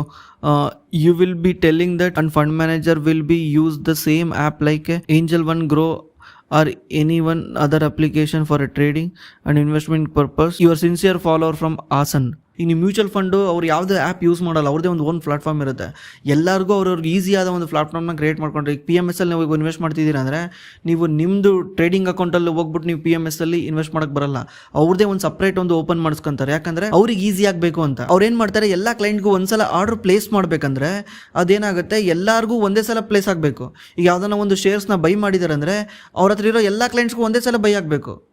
ಸ್ವಲ್ಪ ಹೆಚ್ಚು ಕಡಿಮೆ ಆದರೆ ಏನಾಗುತ್ತೆ, 2% ಮೇಲೋದ್ರೂ 2% ಲಾಸ್ ಆಗುತ್ತೆ, 3% ಮೇಲೋದ್ರೂ 3% ಲಾಸ್ ಆಗುತ್ತೆ. ಒಂದು ಕ್ಲೈಂಟಿಗೆ ಲಾಭ ಆಗುತ್ತೆ, ಒಂದು ಕ್ಲೈಂಟಿಗೆ ಲಾಸ್ ಆಗುತ್ತೆ. ಇವಾಗ ರಿಟರ್ನ್ ಒಂದು ಕ್ಲೈಂಟಿಗೆ ಒಂದು ತೋರಿಸ್ತಾ ಇರುತ್ತೆ. ಅದಕ್ಕೆ ಅವ್ರು ಏನು ಮಾಡ್ತಾರೆ, ಅವ್ರದೇ ಒಂದು ಸಪ್ರೇಟ್ ಡಿಮ್ಯಾಟ್ ಅಕೌಂಟ್ ಓಪನ್ ಮಾಡಿಸ್ಕೊಳ್ತಾರೆ. ಫುಲ್ ಕಂಟ್ರೋಲ್ ಅವ್ರ ಕೈಲಿರುತ್ತೆ. ಫುಲ್ ಕಂಟ್ರೋಲ್ ಅಂದರೆ ಬ್ಯಾಕ್ ಎಂಡ್ ಕಂಟ್ರೋಲು. ಸಾಫ್ಟ್ವೇರ್ಗೆ ಅದು API ಅಟ್ಯಾಚ್ ಮಾಡ್ಕೊಂಡಿರ್ತಾರೆ. ಅವರು ಒಂದ್ಸಲ ಪ್ಲೇಸ್ ಮಾಡಿದ್ರೆ ಎಲ್ಲ ಕ್ಲೈಂಟಲ್ಲೂ ಆ ಶೇರ್ ಬೈ ಆಗುತ್ತೆ, ಒಂದ್ಸಲ ಸೆಲ್ ಮಾಡಿದ್ರೆ ಎಲ್ಲ ಕ್ಲೈಂಟಲ್ಲೂ ಆ ಶೇರ್ ಸೆಲ್ ಆಗುತ್ತೆ. ಅದೇ ರೀತಿನೇ ಮ್ಯೂಚುವಲ್ ಫಂಡಲ್ಲೂ ಆಗೋದು. ಅವ್ರು ಯಾವುದೇ ರೀತಿ ಈ ಥರ ಏಂಜಲ್ ಒನ್, ಜೆರೋದಾ ಈ ಥರ ಯೂಸ್ ಮಾಡಲ್ಲ. ಯೂಸ್ ಮಾಡಿದ್ರು ಕೂಡ ಆ ಒಂದು ಫಂಡು ಏಂಜಲ್ ಒನ್ನಿಗೆ ಲಿಂಕ್ ಆಗಿರ್ಬೋದು. ಯಾವುದೋ ಒಂದು ಫಂಡ್ ಮ್ಯಾನೇಜರು ಅವನಿಗೆ ಏಂಜಲ್ ಒನ್ ಅಪ್ಲಿಕೇಶನಲ್ಲಿ ಯೂಸ್ ಮಾಡಿ ಅಥವಾ ಏಂಜಲ್ ಒನ್ ಪ್ಲಾಟ್ಫಾರ್ಮ್ ಇಷ್ಟ ಆಗಿದ್ರೆ ಅವನು ಏಂಜಲ್ ಒನ್ ಥ್ರೂನೇ ಮಾಡಿಸ್ತಾನೆ, ಎಲ್ಲ ಕಸ್ಟಮರ್ನು ಏಂಜಲ್ ಒನ್ ಥ್ರೂನೇ ಮಾಡಿಸ್ತಾನೆ. ಈಗ ನೀವೇನಾದ್ರು ಎಕ್ಸಾಂಪಲ್ ABCD ಫಂಡ್ ಅಂತ ಇದ್ರೆ ABCD ಫಂಡಲ್ಲಿ ಇನ್ವೆಸ್ಟ್ ಮಾಡಬೇಕಂದ್ರೆ ಅವ್ನು ಹೇಳ್ತಾನೆ ನಿಮ್ಮ ಹತ್ರ ಏಂಜಲ್ ಒನ್ ಅಪ್ಲಿಕೇಶನ್ ಇರಬೇಕು ಅಂತ. ಏಂಜಲ್ ಒನ್ ಇಲ್ಲ ಅಂದ್ರೆ ನೀವು ಏಂಜಲ್ ಒನ್ ಓಪನ್ ಮಾಡಲೇಬೇಕು. ನಿಮ್ಮ ಡಿಮ್ಯಾಟ್ ಅಕೌಂಟ್ ಥ್ರೂ ಅವ್ರು ಇನ್ವೆಸ್ಟ್ ಮಾಡೋಕ್ಕಾಗಲ್ಲ. ಬ್ರದರ್, ನಾನು ಲಾಂಗ್ ಟರ್ಮ್ ಇನ್ವೆಸ್ಟ್ ಮಾಡೋಕ್ಕೆ ರೆಡಿ ಇದ್ದೀನಿ, 4 ಲಕ್ಷದವರೆಗೂ. ದಯವಿಟ್ಟು ನನಗೆ ಇನ್ವೆಸ್ಟ್ ಮಾಡೋಕೆ ನಿಮ್ಮ ಟೀಮ್ ಕಡೆಯಿಂದ ಸಹಾಯ ಬೇಕು. ನನ್ನ ವಯಸ್ಸು 40. ನಿಮ್ಗೆ ಆಲ್ರೆಡಿ 40 ವರ್ಷ ಆಗಿದೆ, ಇನ್ನೊಂದು 10 ವರ್ಷ ವೆಯ್ಟ್ ಮಾಡ್ತೀರಾ? ಹಂಗಿದ್ರೆ ನೀವು ರಿಸ್ಪಾಂಡ್ ಮಾಡ್ಬೋದು. ನಮ್ಮ ಟೀಮ್ನ ಕಾಂಟ್ಯಾಕ್ಟ್ ಮಾಡಿ ಬ್ರೋ. ಯಾರಾದರೂ ಸರಿಯಾಗಿ ರೆಸ್ಪಾನ್ಸ್ ಮಾಡಿಲ್ಲ ಅಂದರೆ ಅವ್ರ ಹೆಸರು ಕಾಮೆಂಟ್ ಮಾಡಿ, ನಮಗೆ ಯಾರು ಸರಿಯಾಗಿ ರೆಸ್ಪಾನ್ಸ್ ಮಾಡ್ತಿಲ್ಲ ಅಂತ ನಾವು ಅವ್ರನ್ನ ಆಮೇಲೆ ವಿಚಾರಿಸ್ಕೊತೀವಿ. ನೀವು ಯಾರಾದರೂ ಕಾಲ್ ಮಾಡಿರ್ತೀರಲ್ವ, ಅವ್ರಿಗೆ ನಿಮ್ಗೆ ಸರಿಯಾಗಿ ರೆಸ್ಪಾನ್ಸ್ ಮಾಡಿರಲ್ಲ, ಅವ್ರ ಹೆಸರನ್ನ ಕಾಮೆಂಟ್ ಮಾಡಿ, ಇವ್ರು ನಿಮ್ಮ ಟೀಮ್ ಅವರು, ಇವರು ಸರಿಯಾಗಿ ರೆಸ್ಪಾನ್ಸ್ ಮಾಡ್ತಿಲ್ಲ, ಈ ಥರ ಮಾಡಿದ್ದಾರೆ ಅಂತ. ಅಭಿಬ್ರೋ, ಈ ಹೋಲ್ಡಿಂಗ್ ಕಂಪ್ನಿಗಳ ಸೇಲ್ಸ್ ಮತ್ತು ನೆಟ್ ಪ್ರಾಫಿಟ್ ಅಲ್ಲಿ ತುಂಬ ವೇರಿಯೇಷನ್ ಇದ್ರು stock price continue up direction ಅಲ್ಲಿ ಇರುತ್ತೆ, ಯಾಕೆ ಅಂತ ಹೇಳಿ. ಯಾಕೆ ಅಂದರೆ ಹೋಲ್ಡಿಂಗ್ ಕಂಪ್ನಿ ಅಂದರೆ ಏನರ್ಥ ಹೇಳಿ? ಈ ಕಂಪ್ನಿ ಯಾವುದೋ ಒಂದು ಕಂಪ್ನಿನ ಹೋಲ್ಡ್ ಮಾಡಿದೆ ಅಂತ. ಅಂದರೆ ಒಂದು ಮನೆ ಇದೆ, ಆ ಮನೆಯಲ್ಲಿ ಒಂದು 1 kg ಬಂಗಾರ ಇದೆ. 1 kg ಬಂಗಾರ ಇವತ್ತು ಬಂದ್ಬಿಟ್ಟು 50 ಲಕ್ಷ ರೂಪಾಯಿ ಅನ್ಕೊಳ್ಳಿ, ಎಕ್ಸಾಂಪಲ್ಗೆ 50 ಲಕ್ಷ ರೂಪಾಯಿ ಅನ್ಕೊಳ್ಳಿ. ಈ ಮನೆನ ನೀವು 30 ಲಕ್ಷ ರೂಪಾಯಿಗೆ ಸೇಲ್ಸ್ ಇಟ್ಟಿದ್ದೀರಾ, ಕರೆಕ್ಟಾ? 30 ಲಕ್ಷ ರೂಪಾಯಿಗೆ ಸೇಲ್ಗೆ ಇಟ್ಟಿದ್ದೀರಾ. ಈ ಮನೆ ಹತ್ರ 50 ಲಕ್ಷ ರೂಪಾಯಿ ಬಂಗಾರ ಇದೆ. ಆ 50 ಲಕ್ಷ ರೂಪಾಯಿ ವ್ಯಾಲ್ಯೂ ಯಾವಾಗ ಸಿಗುತ್ತೆ ಅಂದರೆ ಆ ಬಂಗಾರನ ಸೆಲ್ ಮಾಡಿದಾಗ. ನಿಮಗೆ ಓನರ್ ಹೇಳಿರ್ತಾನೆ, ಮನೆ ಕೊಟ್ಟಿರ್ತಾನಲ್ಲ ಓನರ್ ಹೇಳಿರ್ತಾನೆ, ಇದ್ರಲ್ಲಿ ಬಂಗಾರ ಇದೆ, ಇದನ್ನು ಇವಾಗಲೇ ಸೆಲ್ ಮಾಡಲ್ಲ ನಾನು, ಬಿಕಾಸ್ ಅದರಲ್ಲಿ ತೆಗಿಯೋದು ತುಂಬ ಕಷ್ಟ ಇದೆ, ಆಮೇಲೆ ಒಂದು ಅಗ್ರಿಮೆಂಟ್ ಇದೆ, ನನಗೆ ಇಷ್ಟ ಬಂದಾಗ ಸೆಲ್ ಮಾಡ್ತೀನಿ, ಒಂದು 4 ವರ್ಷ ತಗೊಳ್ಬೋದು, 5 ವರ್ಷ ತಗೊಳ್ಬೋದು, ನನಗೆ ಗೊತ್ತಿಲ್ಲ ಅಂತ. ಆಗ ಈ ಮನೆ ಬೈ ಮಾಡೋನು ಥಿಂಕ್ ಮಾಡ್ತಾನೆ, ಏನಂದರೆ ಈ ಮನೆಗೆ ಒಂದು ವ್ಯಾಲ್ಯೂ ಬಂದ್ಬಿಟ್ಟು ಒಂದು 10 ಲಕ್ಷ ರೂಪಾಯಿ ಇದೆ, ಬಂಗಾರ ಒಂದು 60 ಲಕ್ಷ ರೂಪಾಯಿ ಇದೆ, ಬಂಗಾರ ಈ ಮನೆ ತಗೊಂಡ ತಕ್ಷಣ ನಾನೇನು ಆ ಬಂಗಾರನ ಸೆಲ್ ಮಾಡೋಕ್ಕಾಗಲ್ಲ, ಸ್ಟಿಲ್ ನಾನು ಈ ಮನೆ ವ್ಯಾಲ್ಯೂಗಿನ್ನ ಒಂದು 20 ಲಕ್ಷ ಕೊಟ್ಟು ಇದನ್ನು ತಾಣ್ಬೋದು, ಬಿಕಾಸ್ 6 ವರ್ಷ ಬಿಟ್ಟರೆ ಆ ಬಂಗಾರ ಸೆಲ್ ಮಾಡಬೇಕು, ಅಲ್ಲಿವರೆಗೂ ಈ ಮನೆ ವ್ಯಾಲ್ಯೂ ಇರಲ್ಲ ಅಂತ ಹೇಳಿ ಮಾಡ್ತೀರಾ. ನೀವು ಈ ಮನೆಗೆ ಏನು ಟೋಟಲ್ ವ್ಯಾಲ್ಯೂ ಇರುತ್ತಲ್ಲ, 10 ಲಕ್ಷ ರೂಪಾಯಿ ಮನೆ, 50 ಲಕ್ಷ ರೂಪಾಯಿ ಬಂಗಾರ ಅಂದರೆ 60 ಲಕ್ಷ ಆಯಿತಾ. ಬಟ್ ನೀವೆಷ್ಟು ಪೇ ಮಾಡ್ತೀರಾ? 30 ಲಕ್ಷ ಪೇ ಮಾಡ್ತೀರಾ. ಇವನ್ ಅವನು ಕೇಳಿರೋದು 30 ಲಕ್ಷನೇ. ಅದೇ ರೀತಿ ಈ ಮನೆ ವ್ಯಾಲ್ಯೂ ಯಾವಾಗ ಇಂಕ್ರೀಸ್ ಆಗುತ್ತೆ? ನೀವು 30 ಲಕ್ಷಕ್ಕೆ ತಗೊಂಡು ಈ ಮನೆನ ಯಾರನ್ನ 40 ಲಕ್ಷಕ್ಕೆ ಸೆಲ್ ಮಾಡ್ಬೇಕಂದ್ರೆ ಈ ಮನೆ ವ್ಯಾಲ್ಯೂ ಯಾವಾಗ ಇಂಕ್ರೀಸ್ ಆಗುತ್ತೆ? ಮನೆಯಿಂದ ರೆಂಟ್ ಬರಲಿಲ್ಲದ್ರೂ ಮನೆ ವ್ಯಾಲ್ಯೂ ಇಂಕ್ರೀಸ್ ಆಗುತ್ತೆ. ಯಾವಾಗಂದರೆ ಆ ಬಂಗಾರದ ವ್ಯಾಲ್ಯೂ 50ರಿಂದ 60 ಆದಾಗ ನಿಮ್ಮದು 30 ಇರೋದು 40 ಆಗುತ್ತೆ. 50% ಆಫ್ ದಿ ಬುಕ್ ವ್ಯಾಲ್ಯೂನಲ್ಲಿ ಟ್ರೇಡ್ ಆಗುತ್ತೆ. ಒಂದೊಂದ್ಸಲ 80%ಅಲ್ಲೂ ಟ್ರೇಡ್ ಆಗುತ್ತೆ. 80%ಅಲ್ಲಿ ಟ್ರೇಡ್ ಆಗಿದಾಗ ಆ ಕಂಪ್ನಿನ ಅನಲೈಸ್ ಮಾಡಿ ಇನ್ವೆಸ್ಟ್ ಮಾಡೋದು ಒಳ್ಳೆಯದು. ನಾರ್ಮಲಿ ಇದೇ ರೀತಿ ಅವ್ರು ಹೋಲ್ಡ್ ಮಾಡಿರೋ ಕಂಪ್ನಿಗಳು ಮೇಲೆ ಹೋಗ್ತಾ ಇದ್ರೆ ಇದು ಕೂಡ ಮೇಲೆ ಹೋಗ್ತಾ ಇರುತ್ತೆ. ಸೇಲ್ಸ್ ಬೇಡ, ಪ್ರಾಫಿಟ್ ಗ್ರೋ ಆಗೋದು ಬೇಡ, ಆದರೂ ಮೇಲೆ ಹೋಗ್ತಾ ಇರುತ್ತೆ. ಯಾಕಂದರೆ ಅಂಡರ್ಲೈಯಿಂಗ್ ಅಸೆಟ್ ಕೂಡ ಮೇಲೆ ಹೋಗ್ತಾ ಇದೆ ಅಂತ. ಬ್ರೋ, ನನಗೆ ಇವಾಗ 22 ವರ್ಷ, ನಾನು MBA ಮಾಡ್ತಾ ಇದ್ದೀನಿ. ನಿಮ್ಮ ಹತ್ರ ಇರೋ ಪೋರ್ಟ್ಫೋಲಿಯೋನ ಒಂದಿನ ಹೇಳಿದ್ರಿ ಇಷ್ಟು ಕೋಟಿ ಇದೆ ಅಂತ. ನಾನು 10 ಇಯರ್ಸಲ್ಲಿ ನಿಮ್ಮ ಪೋರ್ಟ್ಫೋಲಿಯೋನ ಡಬಲ್ ಮಾಡಬೇಕು ಅಂದ್ಕೊಂಡ್ರೆ ನಿಮ್ಮ ಹತ್ರ 10 ಇಯರ್ಗೆ ಡಬಲ್ ಆಗುತ್ತೆ ಅಂತ ಹೇಳಿದ್ದೀರಾ. ಹಾಗಾದರೆ ನಾನು ಬೀಟ್ ಮಾಡಬೇಕು ಅಂದ್ಕೊಂಡಿದ್ದೀನಿ. ನೀವು ಕೊಟ್ಟಿರುವ ನಾಲೆಡ್ಜ್ ಮತ್ತು ಮುಂದೆ ಕೊಡುವ ನಾಲೆಡ್ಜಿಂದ this is my comment, but I have watched all videos. Thank you for educating me.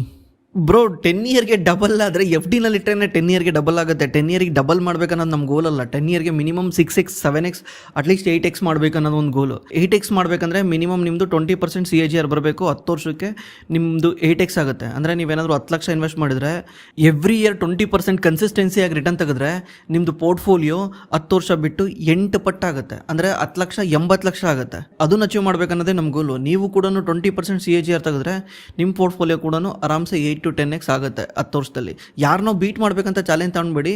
ನೀವು ಹೆಂಗೆ ನಿಮ್ಮ ದುಡ್ಡನ್ನ ಗ್ರೋ ಮಾಡಬೇಕಂತ ಚಾಲೆಂಜ್ ತೊಗೊಳ್ಳಿ. ಯಾಕಂದರೆ ನಿಮಗೆ ಬೇಕಾಗಿರೋದು ಏನು 10 ವರ್ಷ ಬಿಟ್ಬಿಟ್ಟು ಅದನ್ನು ಯೋಚನೆ ಮಾಡಿ. My age is 58 years. I am running a retail business. It is very hard to continue because of age factor. Business is going good. From last year I have built commercial complex. From there I am getting nearly 2 lakh rent. So puzzled where to invest, either in a bank or FD or mutual fund. Please suggest me. Sir, ನಿಮಗೆ 58 ವರ್ಷ, ನಿಮಗೆ risk taking ability ಕಮ್ಮಿ ಇರುತ್ತೆ. Okay, ಅಂದರೆ ನೀವು ರಿಸ್ಕ್ನ ಜಾಸ್ತಿ ತಗೊಳ್ಳೋ ability ಕಮ್ಮಿ ಇರುತ್ತೆ. ಯಾಕಂದರೆ ನೀವು ಅವಾಗ ಸ್ಟಾರ್ಟ್ ಮಾಡಿದಾಗ, ಯಾಕಂದರೆ ಮಾರ್ಕೆಟ್ ಏನಾದರೂ ಕೆಳಗೆ ಬಂದರೆ, ನೀವು ಎಂಟ್ರಿ ಆಗಿಬಿಟ್ಟು ಮಾರ್ಕೆಟ್ ಏನಾದರೂ ಕೆಳಗೆ ಬಂದರೆ ನಿಮಗೆ ಸುಮ್ಮನೆ ಸ್ಟ್ರೆಸ್ ಆಗುತ್ತೆ. ಅದಕ್ಕೆ ಏನು ಮಾಡ್ಬೋದು, ನೀವು ಮ್ಯೂಚುವಲ್ ಫಂಡ್ನ ಬಿಡೋಕ್ಕೂ ಆಗಲ್ಲ. ಬಿಕಾಸ್ ನಿಮಗೆ ಕ್ಯಾಶ್ ಫ್ಲೋ ಇಂಪಾರ್ಟೆಂಟ್ ಅಲ್ಲ. ನೀವು ಈ ಅಸೆಟ್ನ ನಿಮ್ಮ ಫ್ಯೂಚರ್ ಜನ್ರೇಷನಿಗೆ ಕೊಟ್ಟೋಗ್ಬೇಕು ಅನ್ನೋದಿರೋದು ನಿಮ್ಮದು important. Because 2 lakh per month 58 ಇಯರ್ಸಲ್ಲಿ ಸ್ಪೆಂಡ್ ಮಾಡೋದು ಕಷ್ಟ. ನೀವು ಅದಷ್ಟು ದುಡ್ಡನ್ನ ಇನ್ವೆಸ್ಟ್ ಮಾಡ್ತಿದ್ದೀರಾ ಅಂದರೆ ನೀವು ಅದರಲ್ಲಿ 1.5 lakhsನ FDಲಿ ಇಟ್ಟು ಒಂದು 50,000ನ ಮ್ಯೂಚುವಲ್ ಫಂಡಲ್ಲಿ ಹಾಕಿ. ಅಂದರೆ 25% ಆಫ್ ಯುವರ್ ಟೋಟಲ್ ದುಡ್ಡನ್ನ ಮ್ಯೂಚುವಲ್ ಫಂಡಲ್ಲಿ ಹಾಕಿ, ಇನ್ನು 75%ನ ನೀವು FDನಲ್ಲೇ ಇಡಿ. ಯಾಕಂದರೆ ಆ ಟೈಮಲ್ಲಿ ನಿಮಗೆ ರಿಸ್ಕ್ ಟೇಕಿಂಗ್ ಎಬಿಲಿಟಿ ಕಮ್ಮಿ ಇರುತ್ತೆ. ಒನ್ಸ್ ನಿಮಗೆ ಅರ್ಥ ಆಗುತ್ತಲ್ಲ, ಮಾರ್ಕೆಟ್ದು ಅಪ್ಸ್ ಆ್ಯಂಡ್ ಡೌನ್ಸ್ ಎಲ್ಲ ಅರ್ಥ ಆಗುತ್ತಲ್ಲ, ಆಗ ನಿಮಗೆ ಜಾಸ್ತಿ ಮಾಡ್ಕೊಂಡೋಗಿ. ಆವಾಗ ಇನ್ನೊಂದು 3-4 years ಬಿಟ್ಬಿಟ್ಟು. Abhi, could you please explain what is PMS and AIF, how to invest in them, what kind of return one can typically expect? PMS ಅಂದರೆ ಅದು ಸೇಮ್ ಮ್ಯೂಚುವಲ್ ಫಂಡ್ ಥರನೇ. PMS ಮ್ಯೂಚುವಲ್ ಫಂಡ್ ಎರಡೂ ಸೇಮೇನೆ. ಯಾವ ರೀತಿ ಮ್ಯೂಚುವಲ್ ಫಂಡಲ್ಲಿ ನೀವು ದುಡ್ಡು ಕೊಟ್ಬಿಡ್ತೀರಾ, ಮ್ಯೂಚುವಲ್ ಫಂಡ್ ಮ್ಯಾನೇಜ್ ಮಾಡ್ತಾನಲ್ಲ. ಬಟ್ ಇಲ್ಲಿ ನಿಮಗೆ ಆಗಿ ಮ್ಯೂಚುವಲ್ ಅಂದರೆ ಹೇಳಿ ಎಲ್ಲರೂ ಸೇರ್ಕೊಂಡು ಮಾಡ್ತಿರ್ತೀರಾ. ಇಲ್ಲಿ ನಿಮಗೆ ಆಗಿ ಟೈಲರ್ಡ್ ಒಂದು ಪೋರ್ಟ್ಫೋಲಿಯೋನ ರೆಡಿ ಮಾಡಿರ್ತಾರೆ. ನಿಮ್ಮ ಡಿಮ್ಯಾಟ್ ಅಕೌಂಟಲ್ಲೇ ಬೈ ಮಾಡ್ತಾರೆ. ನಿಮ್ಮ ಡಿಮ್ಯಾಟ್ ಅಕೌಂಟ್ ಅಂದರೆ ಏಂಜಲ್ ಒನ್ ಜೆರೋದ ಅಲ್ಲ. PMS ಯಾವ ಅಕೌಂಟ್ ಹೇಳಿರ್ತಾನೆ ಅದರಲ್ಲಿ ಓಪನ್ ಮಾಡಬೇಕು. ಅದರಲ್ಲಿ ಬೈ ಮಾಡ್ತಾರೆ. ನಿಮಗೆ ಅದರಲ್ಲಿ ಸ್ವಲ್ಪ ಜಾಸ್ತಿ ರಿಟರ್ನ್ ಸಿಗುತ್ತೆ. ಯಾಕಂದರೆ ಮ್ಯೂಚುವಲ್ ಫಂಡ್ ಥರ ಇದು ಓವರ್ ಕ್ರೌಡೆಡ್ ಅಲ್ಲ. ಇಲ್ಲಿ ನಂಬರ್ ಆಫ್ ದ ಕ್ಲೈಂಟ್ನ ತುಂಬ ಕಮ್ಮಿ ಜನ ಅಂತ ಅಂತಾರೆ. ಈಗ ಯಾವುದೋ ಒಂದು ಫಂಡ್ ಇದ್ರೆ ಆ ಫಂಡಲ್ಲಿ 1,000 ಕೋಟಿ ಮೇಲೆ ಇವ್ರು ತಗೊಳಲ್ಲ. ಯಾಕಂದರೆ ಅದರಲ್ಲಿ ಕ್ಲೀನಾಗಿ ಮ್ಯಾನೇಜ್ ಮಾಡಬೇಕಂದ್ರೆ ದುಡ್ಡು ಕಮ್ಮಿ ಇರಬೇಕು. ನೀವೇ ಯೋಚನೆ ಮಾಡಿ, ಮತ್ತು 10,000 ರೂಪಾಯಿ ಇದ್ದರೆ ನೀವು 10,000 ರೂಪಾಯಿಂದ ತಿಂಗಳ 30,000 ರೂಪಾಯಿ ದುಡಿಯೋಕ್ಕೆ ಎಷ್ಟು ಟೈಮ್ ಬೇಕಾಗುತ್ತೆ? ಅದೇ ನಿಮ್ದು ಆಲ್ರೆಡಿ 80,000 ಸಂಬಳ ಇದ್ದರೆ 80,000ದಿಂದ ವಾಪಸ್ 1.5 ಲಕ್ಷಕ್ಕೆ ಹೋಗೋಕ್ಕೆ, ಅಂದರೆ ಡಬಲ್ ಮಾಡೋಕ್ಕೆ ಎಷ್ಟು ಟೈಮ್ ಬೇಕಾಗುತ್ತೆ? ಅದೇ ರೀತಿ ಆ ಫಂಡ್ನ AUM ಕೂಡ ಮುಖ್ಯ ಆಗುತ್ತೆ. ಆ ಫಂಡಲ್ಲಿ AUM ತುಂಬ ಕಡಿಮೆ ಇತ್ತು ಅಂದರೆ PMSಲ್ಲಿ ಅದೇ ರೂಲ್ಸ್ ಇರೋದು. ಅದಕ್ಕೆ ಅವರು ಜಾಸ್ತಿ ಕ್ಲೈಂಟ್ನ ತಗೊಳಲ್ಲ. ಒಂದೊಂದ್ಸಲ ಏನಾದರೂ ಫಂಡ್ ಜಾಸ್ತಿ ಆಗಿಬಿಟ್ರೆ ಸ್ಟಾಪ್ ಮಾಡಿಬಿಡ್ತಾರೆ, ಇನ್ಪುಟ್ ತಗೊಳೋದೇ ಸ್ಟಾಪ್ ಮಾಡಿಬಿಡ್ತಾರೆ. ಇಲ್ಲ ನೀವು ಬೇಡ ಸಾಕು ನನಗೆ ಅಂತ. ಯಾಕಂದರೆ ಜಾಸ್ತಿ ದುಡ್ಡು ಬಂದಷ್ಟು ಮ್ಯಾನೇಜ್ ಮಾಡೋಕ್ಕಾಗಲ್ಲ. ಒಂದೊಂದ್ಸಲ ಸ್ಟಾಕ್ ಮೇಲೆ ಹೋಗಿರುತ್ತೆ, ಅಂತ ಸ್ಟಾಕಲ್ಲಿ ಹೋಗಿ ಹಾಕಿದ್ರೆ ನಾಳೆ ಇವನಿಗೆ ಕೆಟ್ಟ ಹೆಸರಲ್ಲ. ಇವನಿಗೆ ರಿಟರ್ನ್ ಕಮ್ಮಿ ಬಂದರೆ ಇವ್ನು PMS ಅಲ್ಲಿ ಯಾರು ನೆಕ್ಸ್ಟ್ ಇನ್ವೆಸ್ಟ್ ಮಾಡಲ್ಲ, ಅದಕ್ಕೆ ಅವರು ಜಾಸ್ತಿನ ತಗೊಳಲ್ಲ. ಈ ಸೇಮ್ PMS ಈ ಥರ ವರ್ಕ್ ಆಗುತ್ತೆ. AF ಬಂದ್ಬಿಟ್ಟು ಸೇಮ್ ಎಡ್ಜ್ ಫಂಡ್ ಥರ, ಅಂದರೆ ಆ ದುಡ್ಡನ್ನ ಬೇಕಿದ್ರೆ ಅವ್ರು ಎಲ್ಲಿ ಬೇಕಿರೋ ಇನ್ವೆಸ್ಟ್ ಮಾಡ್ಕೊಬೋದು. ಅಂದರೆ ಕಂಪ್ಲೀಟ್ಲಿ ಎಲ್ಲಿ ಬೇಕು ಅಲ್ಲೇ ಅಲ್ಲ, ಆ AF ಹೇಳಿರುತ್ತೆ ಈ ಫಂಡ್ನ ನಾವು ಇದಕ್ಕೆ ಯೂಸ್ ಮಾಡ್ತೀವಿ, ಅನ್ಲಿಸ್ಟೆಡ್ ಮಾರ್ಕೆಟಲ್ಲಿ ಯೂಸ್ ಮಾಡ್ತೀವಿ, ಅಥವಾ ಸ್ಟಾಕ್ ಮಾರ್ಕೆಟಲ್ಲಿ ಇನ್ವೆಸ್ಟ್ ಮಾಡೋ AF ಕೂಡ ಇದ್ದಾವೆ. ಅವರು ಸ್ಟಾಕ್ ಮಾರ್ಕೆಟಲ್ಲಿ ಮಾತ್ರ ಇನ್ವೆಸ್ಟ್ ಮಾಡ್ತಾರೆ, ಲಾರ್ಜ್ ಕ್ಯಾಪು ಸ್ಮಾಲ್ ಕ್ಯಾಪು ಇದರಲ್ಲಿ ಮಾತ್ರ ಇನ್ವೆಸ್ಟ್ ಮಾಡ್ತಾರೆ. ಅದೇ ರೀತಿ ಒಂದೊಂದು AF ಇದ್ದಾವೆ, ಅವ್ರು ಯಾರಿಗೆ ಮಾಡ್ತಾರೆ, ಅವರು ಈಗ ಅನ್ಲಿಸ್ಟೆಡ್ ಮಾರ್ಕೆಟ್ ಇರುತ್ತಲ್ವ, ಈಗ ಇನ್ನು ಸ್ಟಾರ್ಟಿಂಗ್ ಈಗ IPOಗೆ ಬರಬೇಕಂತ ಇರುತ್ತೆ, ಅಂಥ ಕಂಪ್ನಿಗಳಲ್ಲಿ ಇನ್ವೆಸ್ಟ್ ಮಾಡ್ತಾರೆ. ಒಂದು ಭಾರತ್ ವ್ಯಾಲ್ಯೂ ಫಂಡ್ ಅಂತ ಇತ್ತು, ಆ ಭಾರತ್ ವ್ಯಾಲ್ಯೂ ಫಂಡ್ ಒಂದು AF, ಅವ್ರದ್ದು 3 ವರ್ಷದಲ್ಲಿ 7 ಪಟ್ಟು ಮೇಲೋಗಿತ್ತು. ಅವ್ರು ಇನ್ವೆಸ್ಟ್ ಮಾಡಿರೋ ದುಡ್ಡೆಲ್ಲನೂ ಆಲ್ಮೋಸ್ಟ್ 1 ಕೋಟಿ ಇನ್ವೆಸ್ಟ್ ಮಾಡಿದ್ರೆ ಮಿನಿಮಮ್ 1 ಕೋಟಿ ಇರುತ್ತೆ, ಅದಕ್ಕೆ 1 ಕೋಟಿ ಇನ್ವೆಸ್ಟ್ ಮಾಡಿದ್ರೆ ಸೊ 3 ವರ್ಷದಲ್ಲಿ 7 ಕೋಟಿ. ಯಾಕಂದರೆ ಅವ್ರು ಆ ಥರ ಸ್ಟ್ರಾಟಜಿ ಯೂಸ್ ಮಾಡೋರು. ಏನಂದರೆ IPOಗಿನ್ನ ಮುಂಚೆನಲ್ಲೇ ಇನ್ವೆಸ್ಟ್ ಮಾಡ್ತಾರೆ. ಏನು ಮಾಡ್ತಾರೆ, ಕಂಪ್ನಿ ನಡೆಸ್ತಾ ಇರ್ತಾರೆ, ಫ್ಯಾಮಿಲಿ ರನ್ ಬಿಸ್ನೆಸ್ ಇರುತ್ತೆ. ಎಷ್ಟೋ ನೀವು ನೋಡಿರ್ತೀರ, ನೀವು ಸುತ್ತಮುತ್ತ ಫ್ಯಾಮಿಲಿ ಲೆಡ್ ಬಿಸ್ನೆಸ್ ಇರುತ್ತೆ, ಪ್ರೊಫೆಷ್ನಲಿ ಮ್ಯಾನೇಜ್ಡ್ ಇರಲ್ಲ. ಇವ್ರು ಏನು ಮಾಡ್ತಾರೆ, ಆ ಕಂಪ್ನಿಗೆ ದುಡ್ಡು ಕೊಡ್ತಾರೆ, ಅಂದರೆ ಒಂದು 50 ಕೋಟಿ 60 ಕೋಟಿ ದುಡ್ಡು ಕೊಡ್ತಾರೆ. ದುಡ್ಡು ಕೊಟ್ಬಿಟ್ಟು ಇವ್ರ ಕಡೆಯೇ ಬೋರ್ಡಲ್ಲಿ ಕುಂಡಿರ್ಸ್ತಾರೆ. ಅವಾಗ ಆ ಕಂಪ್ನಿ ಏನೇನು ಡಿಸಿಷನ್ ತಗೊಳುತ್ತೆ, ಏನೇನು ಮಾಡುತ್ತೆ, ಪ್ರತಿಯೊಂದು ಗೊತ್ತಾಗುತ್ತೆ. ಇವ್ರದ್ದು ಗೋಲ್ ಏನಂದರೆ ಅನ್ಅಕೌಂಟೆಂಟ್ ಟ್ರಾನ್ಸಾಕ್ಷನ್ ಭಾಳ ಇರುತ್ತೆ. ನೀವು ನೋಡಿರ್ತೀವಿ, ಬಿಸ್ನೆಸ್ ಅಂದರೆ ಅನ್ಅಕೌಂಟೆಂಟ್ ಟ್ರಾನ್ಸಾಕ್ಷನ್ ಜಾಸ್ತಿ ಇರುತ್ತೆ. ಅಂದರೆ ಸ್ವಲ್ಪ ದುಡ್ಡು ಉಳ್ಸೋಕ್ಕೋಸ್ಕರ GST ಕದಿಯೋದು, ಅದು ಮಾಡೋದು ಇದು ಮಾಡೋದೆಲ್ಲ ಮಾಡ್ತಿರ್ತಾರೆ. ಇವ್ರ ಗೋಲ್ ಏನು, ಇವೆಲ್ಲ ಬಿಟ್ಬಿಡಿ, ಬಿಕಾಸ್ IPO ಬರಬೇಕಂದ್ರೆ ಕ್ಲೀನ್ ಇರಬೇಕು, ನೀವು ಬ್ಯಾಲೆನ್ಸ್ ಶೀಟ್ ಕ್ಲೀನಾಗಿ ಇಟ್ಕೊಳ್ಳಿ ಅಂತೇಳಿ ಅವ್ರ ಬಿಸ್ನೆಸ್ನ ವಾಪಸ್ಸು ಒಂದು ಟ್ರ್ಯಾಕಿಗೆ ತರ್ತಾರೆ. ವಾಪಸ್ ಒಂದು ಟ್ರ್ಯಾಕಿಗೆ ತಗೊಂಬಂದು ಲೀಗಲಿ ಒಂದು ಬಿಸ್ನೆಸ್ನ ರನ್ ಮಾಡಂಗೆ ಮಾಡಿ ಅದನ್ನು ತಗೊಂಡು IPOಗೆ ತರ್ತಾರೆ. IPOಗೆ ತಂದ್ಬಿಟ್ಟು IPOದಲ್ಲಿ ಎಕ್ಸಿಟ್ ಆಗ್ತಾರೆ, IPOದಲ್ಲಿ ಸೆಲ್ ಮಾಡಿ ಹೊರಗೆ ಹೋಗ್ಬಿಡ್ತಾರೆ. ಇಷ್ಟೇ, ಅವ್ರು IPOದಲ್ಲಿ ಕುತ್ಕೊಳ್ಳೋದು ಇಲ್ಲ. ಇದರಿಂದ ಅವ್ರಿಗೆ 3x 4x ರಿಟರ್ನ್ ಸಿಗುತ್ತೆ, ಬಿಕಾಸ್ ಬಿಸ್ನೆಸ್ನೇ ಎವಾಲ್ವ್ ಮಾಡ್ತಾರಲ್ಲ, ಬಿಸ್ನೆಸ್ನೇ ಇವರೇ ರೆಡಿ ಮಾಡ್ತಾರೆ. ಬಟ್ ಇದು ರಿಸ್ಕಿ, ಬಿಕಾಸ್ ಅನ್ಲಿಸ್ಟೆಡ್ ಮಾರ್ಕೆಟಲ್ಲಿ ಇನ್ವೆಸ್ಟ್ ಮಾಡಿರ್ತಾರೆ. ಆಮೇಲೆ ಎಷ್ಟು ಅದರಲ್ಲಿ ಯಾವ ಬಿಸ್ನೆಸ್ಗಳು ಫೇಲ್ ಆಗ್ತವೆ, ಯಾವ ಬಿಸ್ನೆಸ್ಗಳು ಸಕ್ಸಸ್ ಆಗ್ತವೆ ಅಂತ ಗೊತ್ತಿಲ್ಲ. ಬಟ್ ಟ್ರ್ಯಾಕ್ ರೆಕಾರ್ಡ್ ಅವ್ರದ್ದು ಚೆನ್ನಾಗಿದೆ. ಈಗ ಅವ್ರು ಹೊಸ ಫಂಡ್ ಲಾಂಚ್ ಮಾಡಿದ್ದಾರೆ. ಆ ಹೊಸ ಫಂಡಲ್ಲಿ ಮಿನಿಮಮ್ ಇನ್ವೆಸ್ಟ್ಮೆಂಟ್ನೇ 2.5 ಕೋಟಿ. ಯಾಕಂದರೆ ಅದು ರೂಲ್ಸ್ ಇದೆ, ಸೆಬಿದ್ ರೂಲ್ಸ್ ಇದೆ, ಏನಂದರೆ 1,000 ಕಸ್ಟಮರ್ಗಿನ್ನ ಜಾಸ್ತಿ ತಗೊಳಂಗಿಲ್ಲ ಅಂತ. ಈಗ ಅವ್ರಿಗೇನಾದರೂ 2,500 ಕೋಟಿ ದುಡ್ಡನ್ನ ಎತ್ತಬೇಕಂದ್ರೆ ಅವ್ರೇನು ಮಾಡಬೇಕಾಗುತ್ತೆ, ಮಿನಿಮಮ್ ಟಿಕೆಟ್ ಸೈಜ್ನ 2.5 ಕೋಟಿ ಇಡಬೇಕಾಗುತ್ತೆ. ನೀವೇನಾದರೂ ಆ ಫಂಡಲ್ಲಿ ಎಂಟ್ರಿ ಆಗಬೇಕಂದ್ರೆ 2.5 ಕೋಟಿ ಇರುತ್ತೆ ಮಿನಿಮಮ್ ಇನ್ವೆಸ್ಟ್ಮೆಂಟ್. ಇದು ಬಂದ್ಬಿಟ್ಟು AF ಬಂದ್ಬಿಟ್ಟು ಬೇರೆ ಬೇರೆ ಥರನೂ ಇನ್ವೆಸ್ಟ್ ಮಾಡ್ತಾರೆ. ನೀವು ರಿಯಲ್ ಎಸ್ಟೇಟಲ್ಲಿ ನೋಡಿರ್ತೀರ, ನೀವು ಡೈರೆಕ್ಟ್ ರಿಯಲ್ ಎಸ್ಟೇಟಲ್ಲಿ ಇನ್ವೆಸ್ಟ್ ಮಾಡೋಕ್ಕೆ ಇಷ್ಟ ಇಲ್ಲ ಅಂದರೆ ನೀವು ಇಲ್ಲಿ ಬಾಗ್ಮನೆ ಟೆಕ್ ಪಾರ್ಕು ಈ ಥರ ಟೆಕ್ ಪಾರ್ಕ್ಗಳು ಇರ್ತಾವಲ್ಲ, ಅವ್ರು ಏನು ಮಾಡ್ತಾರೆ, ಟೆಕ್ ಪಾರ್ಕ್ನ ಬೈ ಮಾಡ್ತಾರೆ. ಟೆಕ್ ಪಾರ್ಕ್ ಓನರ್ಗಳ ಹತ್ರ ಪ್ರಾಪರ್ಟಿನ ಬೈ ಮಾಡ್ತಾರೆ. ಬೈ ಮಾಡಿಬಿಟ್ಟು ಇವ್ರು ಸ್ವಲ್ಪ ಪ್ರೊಫೆಷ್ನಲಿ ಮ್ಯಾನೇಜ್ ಮಾಡ್ತಾರೆ. ಅದನ್ನು ಇವ್ರು ಪ್ರೊಫೆಷ್ನಲಿ ಮ್ಯಾನೇಜ್ ಮಾಡಿ IT ಕಂಪ್ನಿಗಳಿಗೆ ರೆಂಟ್ ಕೊಡೋಕ್ಕೆ ಸ್ಟಾರ್ಟ್ ಮಾಡ್ತಾರೆ. ಇದರಿಂದ ರೆಂಟಲ್ಲಿ ಜಾಸ್ತಿ ಸಿಗುತ್ತೆ, ಬಿಕಾಸ್ ಇವ್ರ ಹತ್ರ ಕಾಂಟ್ಯಾಕ್ಟ್ಸ್ ಇರುತ್ತಲ್ಲ. ಕಾಂಟ್ಯಾಕ್ಟ್ಸ್ ಇರೋದ್ರಿಂದ ಇವರು ಒಳ್ಳೊಳ್ಳೆ ಕಂಪ್ನಿಗಳಿಗೆ ರೆಂಟ್ ಕೊಡ್ತಾರೆ. ಇವಾಗ ಏನಾಯಿತು, ನನ್ನ ದುಡ್ಡು ಡೈರೆಕ್ಟು ಕಮರ್ಷಿಯಲ್ ಪ್ರಾಪರ್ಟಿನಲ್ಲಿ ಇನ್ವೆಸ್ಟ್ ಆಯಿತು. ಈ ಥರನೂ ಮಾಡ್ಬೋದು. ಅಥವಾ ಬಿಲ್ಡರ್ಗಳಿಗೆ ಲೋನ್ ಕೊಡ್ತಾರೆ. ಈಗ ಬಿಲ್ಡರ್ಗಳು ನೋಡಿರ್ತೀರಲ್ಲ ನೀವು, ದೊಡ್ಡ ದೊಡ್ಡ ಬಿಲ್ಡಿಂಗ್ ಕಟ್ಬಿಡ್ತಾರಲ್ವ ಇಲ್ಲಿ ನೀವು ಸುತ್ತಮುತ್ತ, ಶೋಭಾ ಇರ್ಬೋದು, ಯಾರೇ ಇರ್ಬೋದು. ಶೋಭಾ ಬಂದ್ಬಿಟ್ಟು ಲಿಸ್ಟೆಡ್ ಕಂಪ್ನಿ. ಬೇರೆ ಬೇರೆ ಬಿಲ್ಡರ್ಗಳು ಇರ್ತಾರಲ್ಲ, ನಮ್ಮ ನಾರ್ಮಲ್ ಬಿಲ್ಡರ್ಗಳು, ಅವ್ರಿಗೆ ದುಡ್ಡು ಬೇಕಾಗಿರುತ್ತಲ್ಲ ಬಿಲ್ಡಿಂಗ್ ಎತ್ತಕ್ಕೆ ಮೇಲಕ್ಕೆ, ಅವರು ಇವ್ರ ಹತ್ರ ಫಂಡಿಂಗ್ ತಗೊಂತಾರೆ. ಇವ್ರು ಏನು ಮಾಡಿರ್ತಾರೆ, ಇಷ್ಟು ಫ್ಲಾಟ್ನ ನಮಗೆ ಕೊಟ್ಬಿಡ್ಬೇಕು, ಇಷ್ಟು ಫ್ಲಾಟ್ನ ಸೆಲ್ ಮಾಡಿಕೊಡ್ಬೇಕು ಅಂತ ಅಗ್ರಿಮೆಂಟ್ ಮಾಡಿಸ್ಕೊಂಡಿರ್ತಾರೆ. ಅದು ಯಾವಾಗ ರೆಡಿಯಾಗಿ ಸೆಲ್ ಆಗುತ್ತೆ ಅದು ಕಂಪ್ಲೀಟ್ಲಿ ಇವ್ರಿಗೆ ಸಿಗುತ್ತೆ. ಈ ರೀತಿಯೂ ಮಾಡ್ತಾರೆ. AF ಒಂಥರ ಹೊಸ ಜಗತ್ತು, ಚೆನ್ನಾಗಿದೆ. AF ಬಗ್ಗೆ ತಿಳ್ಕೊಳ್ಳಿ. ಮತ್ತು ಟ್ಯಾಕ್ಸ್ ಫ್ರೀ, ಇದು ಟ್ಯಾಕ್ಸ್ ಇರಲ್ಲ. ಇದಕ್ಕೆ ಫಂಡಲ್ಲೇ ಟ್ಯಾಕ್ಸ್ ಡಿಡಕ್ಟ್ ಆಗಿ ಬರುತ್ತೆ, ಬಟ್ ನಾನು ಟ್ಯಾಕ್ಸ್ ಕಟ್ಟಂಗಿರಲ್ಲ. ನೀವು ಏನಾದರೂ PMS ಅಲ್ಲಿ AF ಅಲ್ಲಿ ಏನಾದರೂ ಇನ್ವೆಸ್ಟ್ ಮಾಡ್ಬೇಕನ್ನಂಗಿದ್ರೆ ನಮ್ಮ ಡಿಸ್ಕ್ರಿಪ್ಷನಲ್ಲಿ ಗೂಗಲ್ ಫಾರ್ಮ್ ಇದೆ. ನಮ್ಮ ಗೂಗಲ್ ಫಾರ್ಮಲ್ಲಿ ನಿಮ್ಮ ಡೀಟೇಲ್ನ ಎಂಟ್ರಿ ಮಾಡಿದ್ರೆ ನಮ್ಮ ಟೀಮ್ ನಿಮಗೆ ಇನ್ವೆಸ್ಟ್ ಮಾಡೋಕ್ಕೆ ಹೆಲ್ಪ್ ಮಾಡ್ತಾರೆ. Hi brother, I bought 9 company shares and leave it in my portfolio. I don't make trade, it is help my portfolio to profit. Pick my question. ಅಂದರೆ ನೀವು 9 ಕಂಪ್ನಿಯ ಶೇರ್ಸ್ಗಳನ್ನ by ಮಾಡಿಬಿಟ್ಟು ನಿಮ್ಮ ಪೋರ್ಟ್ಫೋಲಿಯೋದಲ್ಲಿ ಬಿಟ್ಬಿಡ್ತೀರಾ. ನಾನು ಆಗ್ಲೇನೇ ಆನ್ಸರ್ ಮಾಡಿದ್ದೀನಿ bro.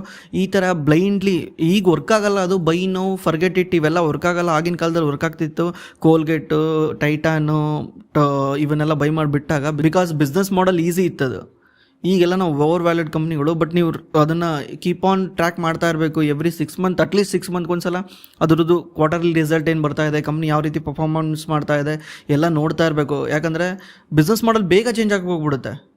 DMart ಬಂದ್ಬಿಟ್ಟು ಇಷ್ಟು ದಿವಸ ಆಯಿತಾ, 5-6 ವರ್ಷ ಆಯಿತಾ, ಆವಾಗಲೇ ಈ ಕ್ವಿಕ್ ಕಾಮರ್ಸ್ ಬಂದ್ಬಿಟ್ಟು ಡಿಮಾರ್ಟಿಗೆ ಕಾಂಪೀಟ್ ಮಾಡ್ತಿದ್ದಾನೆ. ಇದು ನೀವು ಅರ್ಥ ಮಾಡ್ಕೊಬೇಕಿಲ್ಲ ಅಂದರೆ ಭಾರಿ ಕಷ್ಟ. ಇಂಟರ್ನೆಟ್ ಯುಗದಲ್ಲಿ ಕಾಂಪೀಟ್ ಮಾಡೋದು ವೆರಿ ಈಸಿ. ಅದಕ್ಕೋಸ್ಕರನೇ ನೀವು ಟ್ರ್ಯಾಕ್ ಮಾಡ್ತಾ ಇರಬೇಕು ಬಿಸ್ನೆಸ್ಗಳನ್ನ. ಒಂದೇ ಬಾಸ್ಕೆಟಲ್ಲಿ ಎಲ್ಲ ಮೊಟ್ಟೆಗಳನ್ನು ಇಡಬಾರದು ಎಂದು ಸ್ಟಾಕಿಗೆ ಹೇಳುತ್ತಾರೆ. ಸೊ ಮ್ಯೂಚುವಲ್ ಫಂಡ್ ಮಾಡುವುದಾಗಿ ಮಂತ್ಲಿ 25,000 ಹೂಡಿಕೆ ಮಾಡಬೇಕು ಎಂದುಕೊಂಡಿದ್ದೇನೆ. ಆದರೆ ಮೊಟ್ಟೆಗಳು ಎನ್ನುವುದು ಸ್ಟಾಕ್ಗೆ ಮಾತ್ರ ಅನ್ವಯಿಸುತ್ತಾ ಅಥವಾ ಮ್ಯೂಚುವಲ್ ಫಂಡ್ಗಳಲ್ಲಿ ಕೂಡ ಅನ್ವಯಿಸುತ್ತದೆಯೇ ಎಂದು ತಿಳಿಸಿ.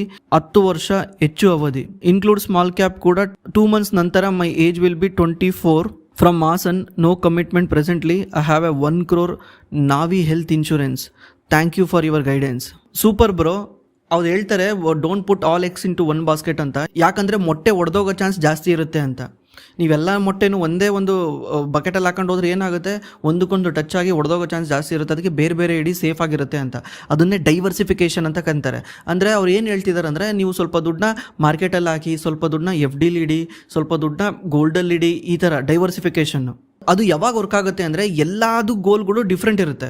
ಈಗ ನೀವು ಎಫ್ ಡಿನಲ್ಲಿ ಇಡ್ತಿದ್ದೀರಾ ಅಂದರೆ, ನೀವು ಎಫ್ ಡಿನಲ್ಲಿ ಯಾವಾಗ ಇಡಬೇಕಂದ್ರೆ, ನನಗೆ ಆ ದುಡ್ಡು 2 ಇಯರ್ಸ್ಗೆ ಬೇಕಾಗಿದೆ, 2 ಇಯರ್ಸ್ ಒಳಗೆ ನಾನು ದುಡ್ಡನ್ನ ವಿಡ್ರಾ ಮಾಡ್ತೀನಿ ಅನ್ನೋ ದುಡ್ಡನ್ನ ನೀವು ಎಫ್ ಡಿನಲ್ಲೇ ಇಡಬೇಕು, ಮಾರ್ಕೆಟಿಗೆ ತರಂಗಿಲ್ಲ. ಅದೇ ರೀತಿ ಸ್ವಲ್ಪ ದುಡ್ಡನ್ನ ಗೋಲ್ಡಲ್ಲಿ ಇಡಬೇಕು, ಪೋರ್ಟ್ಫೋಲಿಯೋನ ಮ್ಯಾನೇಜ್ ಮಾಡೋಕ್ಕೆ. ಯಾವಾಗ ಮಾರ್ಕೆಟ್ ಬೀಳುತ್ತೆ ಗೋಲ್ಡ್ ಮೇಲೋಗುತ್ತೆ, ಆಗೇನಾಗುತ್ತೆ ನಿಮ್ಮದು ಪೋರ್ಟ್ಫೋಲಿಯೋ ಮ್ಯಾನೇಜ್ ಆಗುತ್ತೆ. ಅದೇ ರೀತಿ ಸ್ಟಾಕ್ಸಲ್ಲೂ ಹಾಕಬೇಕು. ಬಟ್ ನಾನು ಗೋಲ್ಡ್ನ ಸಾಧಿಸಿ ಮಾತಾಡಲ್ಲ, ಯಾಕಂದರೆ ಗೋಲ್ಡ್ ನಮ್ಮ ಕಲ್ಚರಲ್ಲೇ ಇರೋದ್ರಿಂದ ಯಾವನ್ ಹೇಳಲಿ ಬಿಡಲಿ ಜನ ಬೈ ಮಾಡೇ ಮಾಡ್ತಾರೆ ಗೋಲ್ಡ್ನ. ಅದಕ್ಕೋಸ್ಕರ ಗೋಲ್ಡಲ್ಲಿ ಇನ್ವೆಸ್ಟ್ ಮಾಡೋದು ನಮ್ಮ ಇಂಡಿಯನ್ಸ್ಗೆ ಹೇಳೇ ಕೊಡಬೇಕಾಗಿಲ್ಲ, ಅವ್ರು ಆಟೋಮೆಟಿಕ್ಲಿ ಮಾಡ್ತಾರೆ, ಮಾಡ್ಕೊಂಡು ಬಂದಿದ್ದಾರೆ. ಅದಕ್ಕೆ ನಾವು ಗೋಲ್ಡಲ್ಲಿ ಇನ್ವೆಸ್ಟ್ ಮಾಡಿ ಅಂತ ಹೇಳಿದ್ರೆ ನನಗೆ ಹೊಡಿತಾರೆ, ಯಾಕಂದರೆ ನೀನೇನು ಹೇಳೋದು ನಾವು ಮುಂಚಿಂದ ಮಾಡ್ಕೊಂಡು ಬಂದಿದ್ದೀವಿ ಅಂತ. ಬಟ್ ಇಲ್ಲಿ ನಾವು ಸ್ಟಾಕ್ಸ್ ಬಗ್ಗೆ ಮಾತ್ರ ಮಾತಾಡಬೇಕು. ಈಗ ನಿಮ್ಮನ್ನು ತಗೊಳಕ್ಕೆ ಹೋದ್ರೆ ಎಕ್ಸಾಂಪಲ್ಗೆ ನಿಮಗೆ 10 ಇಯರ್ಸ್ ವ್ಯೂ ಇದೆ. 10 ಇಯರ್ಸ್ ವ್ಯೂ ಇರೋದ್ರಿಂದ ನೀವು ಡೈರೆಕ್ಟ್ ಸ್ಟಾಕ್ಸ್ಗಲ್ಲೂ ಹೋಗ್ಬೋದು, ಬಿಕಾಸ್ ನಿಮ್ಮದು ಟೈಮ್ ಹೊರೈಸನ್ ಜಾಸ್ತಿ ಇದೆ. ಬೇರೆದರಲ್ಲಿ ಡೈವರ್ಸಿಫಿಕೇಷನ್ ಮಾಡ್ದಲೆ ಡೈರೆಕ್ಟು ಸ್ಟಾಕ್ಸಲ್ಲೇ ಹೋಗ್ಬೋದು. ಯಾಕಂದರೆ ನಿಮ್ಮದು ಎಗ್ಗು ಒಡೆದೋಗೋ ಚಾನ್ಸಸ್ ಕಮ್ಮಿ ಇದೆ. ಯಾಕಂದರೆ ನೀವು ಅದನ್ನು ನಿಧಾನಕ್ಕೆ ತಗೊಂಡು ಹೋಗ್ತಿದ್ದೀರಾ. ಈಗ ನೀವೊಂದು ಕವರಲ್ಲಿ ಮೊಟ್ಟೆ ಇಟ್ಕೊಂಡಿದ್ದೀರಾ, ಮೊಟ್ಟೆ ಇಟ್ಕೊಂಡು ಓಡೋಗ್ತಿದ್ದೀರಾ, ಯಾಕಂದರೆ ಟೈಮ್ ಕಮ್ಮಿ ಇದೆ ನಿಮಗೆ. ಬೇಗ ಮನೆಗೆ ಹೋಗಬೇಕು, ನಿಮ್ಮ ಅಮ್ಮ ಫೋನ್ ಮಾಡಿದ್ದಾರೆ, ಬೇಗ ಬಾರೋ 10 ನಿಮಿಷದಲ್ಲಿ ಬಾರೋ ಅಂತ ಫೋನ್ ಮಾಡಿದ್ದಾರೆ, ನೀವು ಓಡೋಗ್ತಿದ್ದೀರಾ. ಓಡೋಗ್ಬೇಕಾದ್ರೆ ಮೊಟ್ಟೆ ಒಡೆದೋಗೋ ಚಾನ್ಸ್ ಜಾಸ್ತಿ ಇದೆ. ಇಲ್ಲ ನಿಮ್ಗೆ 1 ಗಂಟೆ ಟೈಮ್ ಇದೆ ಅಂದರೆ ನೀವೇನು ಮಾಡ್ತೀರಾ, ನಿಧಾನಕ್ಕೆ ನಡ್ಕೊಂಡು ಹೋಗ್ತೀರಾ, ಅವಾಗ ಒಡೆದೋಗೋ ಚಾನ್ಸ್ ಕಮ್ಮಿ ಇರುತ್ತೆ. ಅದಿಂಗೆ ನೀವು ಇನ್ವೆಸ್ಟ್ ಮಾಡೋದು ನಿಮ್ಮ ಟೈಮ್ ಹೊರೈಸನ್ ಕಮ್ಮಿ ಇದ್ದರೆ ನೀವು ಈ ಥರ ಡೈವರ್ಸಿಫಿಕೇಷನ್ ಮಾಡಲೇಬೇಕು. ನಿಮ್ಮದು ಟೈಮ್ ಹೊರೈಸನ್ ಜಾಸ್ತಿ ಇದ್ದರೆ ಡೈವರ್ಸಿಫಿಕೇಷನ್ ಅಷ್ಟೊಂದು ಬೇಕಾಗಲ್ಲ, ಯಾಕಂದರೆ we are already invested in gold. ನಿಮ್ಮ ಮನೆಯಲ್ಲೆಲ್ಲ ಗೋಲ್ಡಲ್ಲಿ ಇನ್ವೆಸ್ಟ್ ಮಾಡಿರ್ತಾರೆ. ನೀವು ಈಗ ಡೈರೆಕ್ಟ್ ನೀವು ಸ್ಟಾಕ್ಸಲ್ಲಿ ಹೋಗ್ಬೋದು. 10 ಇಯರ್ಸ್ ಸೇಮ್ ಹೊರೈಸನ್ ಇರೋದ್ರಿಂದ. ಆಮೇಲೆ ಸ್ಟಾಕ್ಸಲ್ಲೂ ಸೇಮೇ, ಮ್ಯೂಚುವಲ್ ಫಂಡಲ್ಲೂ ಸೇಮೇ. ಮ್ಯೂಚುವಲ್ ಫಂಡ್ ಅಂದ್ರೇನು, ಅಲ್ಲೂ ಸ್ಟಾಕ್ಸಲ್ಲಿ ಇನ್ವೆಸ್ಟ್ ಮಾಡ್ತಿದ್ದಾರಲ್ವಾ, ಅಲ್ಲೂ ಕೂಡ ಡೈವರ್ಸಿಫಿಕೇಷನ್ ಮ್ಯಾಟ್ರ್ ಆಗುತ್ತೆ. ಅಲ್ಲೂ ಕೂಡ ನಿಮಗೆ ಆ ದುಡ್ಡು 2 ವರ್ಷಕ್ಕೆ ಬೇಕು ಅನ್ನೋ ದುಡ್ಡನ್ನ ನೀವು ಮ್ಯೂಚುವಲ್ ಫಂಡಲ್ಲೂ ಇನ್ವೆಸ್ಟ್ ಮಾಡಬಾರ್ದು. ಇವಾಗ ನಿಮಗೆ ಕ್ಲಾರಿಟಿ ಸಿಕ್ಕಿದೆ ಅಂತ ಅಂದ್ಕೊತೀನಿ. Hi bro, Rahul from Kerala. ನನ್ನಲ್ಲಿ 3 ಲಕ್ಷ ಮ್ಯೂಚುವಲ್ ಫಂಡ್ ಪೋರ್ಟ್ಫೋಲಿಯೋ ಇದೆ, 1.3 ಲ್ಯಾಕ್ ಗೋಲ್ಡ್ ಇದೆ. ನಾನು ಮ್ಯೂಚುವಲ್ ಫಂಡಿಂದ ಗೋಲ್ಡ್ ಲೋನ್ ಕ್ಲೋಸ್ ಮಾಡಲಾ ಅಲ್ಲ EMI ಕಂಟಿನ್ಯೂ ಮಾಡಲ? ಯಾಕಂದರೆ ಗೋಲ್ಡ್ ಲೋನ್ ಪೇಮೆಂಟ್ ಇಯರ್ಲಿ ಇರುತ್ತೆ, ಇಂಟ್ರೆಸ್ಟ್ ಪೇಮೆಂಟ್ ಮಾಡಿ ರಿನ್ಯೂವಲ್ ಮಾಡ್ಬೋದು. ಮ್ಯೂಚುವಲ್ ಫಂಡ್ ಇಯರ್ಲಿ 15% ರಿಟರ್ನ್ ಕೊಟ್ಟರೆ, ಗೋಲ್ಡ್ ಲೋನ್ 9.3% ಪೇಮೆಂಟ್ ಇರುತ್ತೆ, ಮಾರ್ಜಿನ್ 5.7% ಪ್ರಾಫಿಟ್ಟು. ಆದರೆ 5 ಇಯರ್ಸ್ ಆದಮೇಲೆ 88,386 ರೂಪಾಯಿ ಪ್ರಾಫಿಟ್ ಇರುತ್ತೆ. ಗೋಲ್ಡ್ ವ್ಯಾಲ್ಯೂ ಕೂಡ ಮೇಲೆ ಹೋಗುತ್ತೆ. ಇದು ಒಳ್ಳೆ ಪ್ಲ್ಯಾನಾ? It is 5th time asking bro, please answer. Love from Kasaragod. Bro, ಕಾಸರಗೋಡನ್ನ ಕೇರಳಕ್ಕೆ ಸೇರಿಸ್ಬಿಟ್ಟಿದ್ದೀರಾ? ಏನು ಅರ್ಥವೇ ಆಗ್ತಿಲ್ವೇ ಈ ಕೇಸು? ಏನಿದು ಏನೋ ಗೊತ್ತಾಗ್ತಿಲ್ಲಪ್ಪ. ನಾನು ಅದೇ ಅನ್ಕೊಂಡೆ, ಕೇರಳ ಅಂದ ತಕ್ಷಣ ಏನು ಇಷ್ಟು ಕ್ಲೀನಾಗಿ ಕನ್ನಡ ಮಾತಾಡ್ತಿದ್ದೀರಾ ಅಂತ. ಹೌದು, ನೀವು ಹೇಳ್ತಿರೋದು ಕರೆಕ್ಟು. ಇನ್ನೊಂದು ಏನಾಗುತ್ತೆ ಅಂದರೆ, ಇನ್ನೊಂದನ್ನು ನಾವು ಯೋಚನೆ ಮಾಡಬೇಕು. ಮ್ಯೂಚುವಲ್ ಫಂಡಲ್ಲಿ ಕಾಂಪೌಂಡ್ ಆಗುತ್ತೆ, ನಮಗೆ ಇಂಟ್ರೆಸ್ಟ್ ಕಾಂಪೌಂಡಾಗಿ ಆಗುತ್ತೆ. ಈಗ ಈ ಎಕ್ಸಾಂಪಲ್, ಈ ವರ್ಷ ನಿಮಗೆ 15% ಸಿಗ್ತಿದೆ ಅಂದರೆ ನೀವೇ ಲೆಕ್ಕ ಮಾಡಿ. ಎಕ್ಸಾಂಪಲ್ ನಾನೇ ಲೆಕ್ಕ ಮಾಡ್ತೀನಿ ತಡೀರಿ. ಎಕ್ಸಾಂಪಲ್ 15% ಸಿಗ್ತಿದೆ ಅಂದರೆ 15% 1 ಲಕ್ಷ ಇನ್ವೆಸ್ಟ್ ಮಾಡಿದ್ದೀರಾ ಅಂದ್ಕೊಳ್ಳಿ. 15% ಅಂದರೆ ಎಷ್ಟಾಯಿತು? 15,000 ರೂಪಾಯಿ ನಿಮಗೆ ಸಿಕ್ಕಿದೆ. ಓಕೆ, ನೀವು ಈ ದುಡ್ಡನ್ನ ಬಿಡಿಸಲ್ಲ, ಕಂಟಿನ್ಯೂ ಮಾಡ್ಕೊಂಡು ಹೋಗ್ತೀರಾ. ಮುಂದಿನ ವರ್ಷ ಎಷ್ಟಾಗುತ್ತೆ? ಇದು 1,15,000 ಆಗುತ್ತೆ. ಮುಂದಿನ ವರ್ಷ ಅದು 15,000 ಆಗಿರಲ್ಲ, 17,250 ಆಗಿರುತ್ತೆ. ಅಂದರೆ 2,250 ರೂಪಾಯಿ ಎಕ್ಸ್ಟ್ರಾ ರಿಟರ್ನ್ ಸಿಕ್ಕಿದೆ. ಜಸ್ಟ್ 15% ರಿಟರ್ನ್ ಸಿಕ್ಕರೂ ಕೂಡ, ಯಾಕಂದರೆ ಇದು ಕಾಂಪೌಂಡ್ ಇಂಟ್ರೆಸ್ಟ್, ಇಲ್ಲಿ ಕಾಂಪೌಂಡ್ ಆಗಿದೆ ನಿಮ್ಮ ದುಡ್ಡು. ನೀವು ಇನ್ನೂ ಕಂಟಿನ್ಯೂ ಮಾಡಿದ್ರೆ 3ನೇ ವರ್ಷ ಎಷ್ಟಿರುತ್ತೆ? 1,32,000 ಇರುತ್ತೆ. 1,32,000ಕ್ಕೆ 15% ರಿಟರ್ನ್ ಬಂದರೆ 19,837 ರೂಪಾಯಿ ಬಂದಂಗೆ ಆಗುತ್ತೆ. 19,837 ರೂಪಾಯಿ ಜಾಸ್ತಿ ಅಲ್ವಾ? ಬಿಕಾಸ್ 15% ರಿಟರ್ನ್ ಕೊಟ್ಟರು 19,837 ಬಂದಿದೆ. ಯಾಕಂದರೆ ನಿಮ್ಮ ದುಡ್ಡು ಕಾಂಪೌಂಡ್ ಆಗ್ತಾ ಇದೆ, ಅಂದರೆ ಇಂಟ್ರೆಸ್ಟ್ ಬರ್ತಾ ಇದೆ. ಇಂಟ್ರೆಸ್ಟ್ ಅಂತ ಅನ್ನಲ್ಲ ನಾನು ಮಾರ್ಕೆಟಲ್ಲಿ, ಅದನ್ನು ರಿಟರ್ನ್ ಅಂತ ಅಂತೀವಿ. ಯಾಕಂದರೆ ಇಂಟ್ರೆಸ್ಟ್ ಅಂದರೆ ಏನು ಫಿಕ್ಸ್ಡಾಗಿ ಬಂದೇ ಬರುತ್ತೆ ಅನ್ನೋದನ್ನು ಇಂಟ್ರೆಸ್ಟ್ ಅಂತಾರೆ. ರಿಟರ್ನ್ಸ್ ಅಂದರೆ ಹೆಚ್ಚು ಕಡಿಮೆ ಆಗೋದು, ಮೇಲೆ ಕೆಳಗೆ ಆಗೋದನ್ನು ರಿಟರ್ನ್ಸ್ ಅಂತಾರೆ. ಇದೇ ರೀತಿ ಇದು ಇನ್ಕ್ರೀಸ್ ಆಗ್ತಾ ಹೋಗುತ್ತೆ. ಈಗ ಅಕಸ್ಮಾತ್ ಇದು 15% ಎವ್ರಿ ಇಯರ್ ಕೊಟ್ಟಿದೆ ಅಂದರೆ 5 ವರ್ಷ ಬಿಟ್ಬಿಟ್ಟು ಈ ದುಡ್ಡು ಏನಾಗಿರುತ್ತೆ? 2 ಲಕ್ಷ ಆಗಿರುತ್ತಾ? 2 ಲಕ್ಷಕ್ಕೆ 15% ಅಂದರೆ ಎಷ್ಟಾಯಿತು? 30,000 ಆಯಿತು.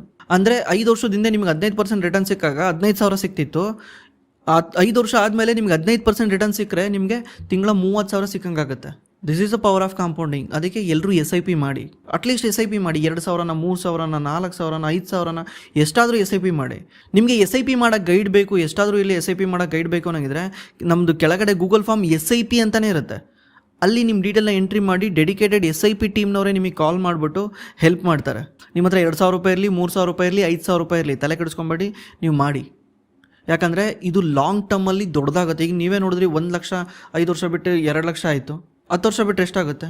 10 ವರ್ಷ ಬಿಟ್ಟರೆ 2 ಇದ್ದಿದ್ದು 4 ಆಗುತ್ತೆ. 15 ವರ್ಷಕ್ಕೆ 4 ಇದ್ದಿದ್ದು 8 ಆಗುತ್ತೆ.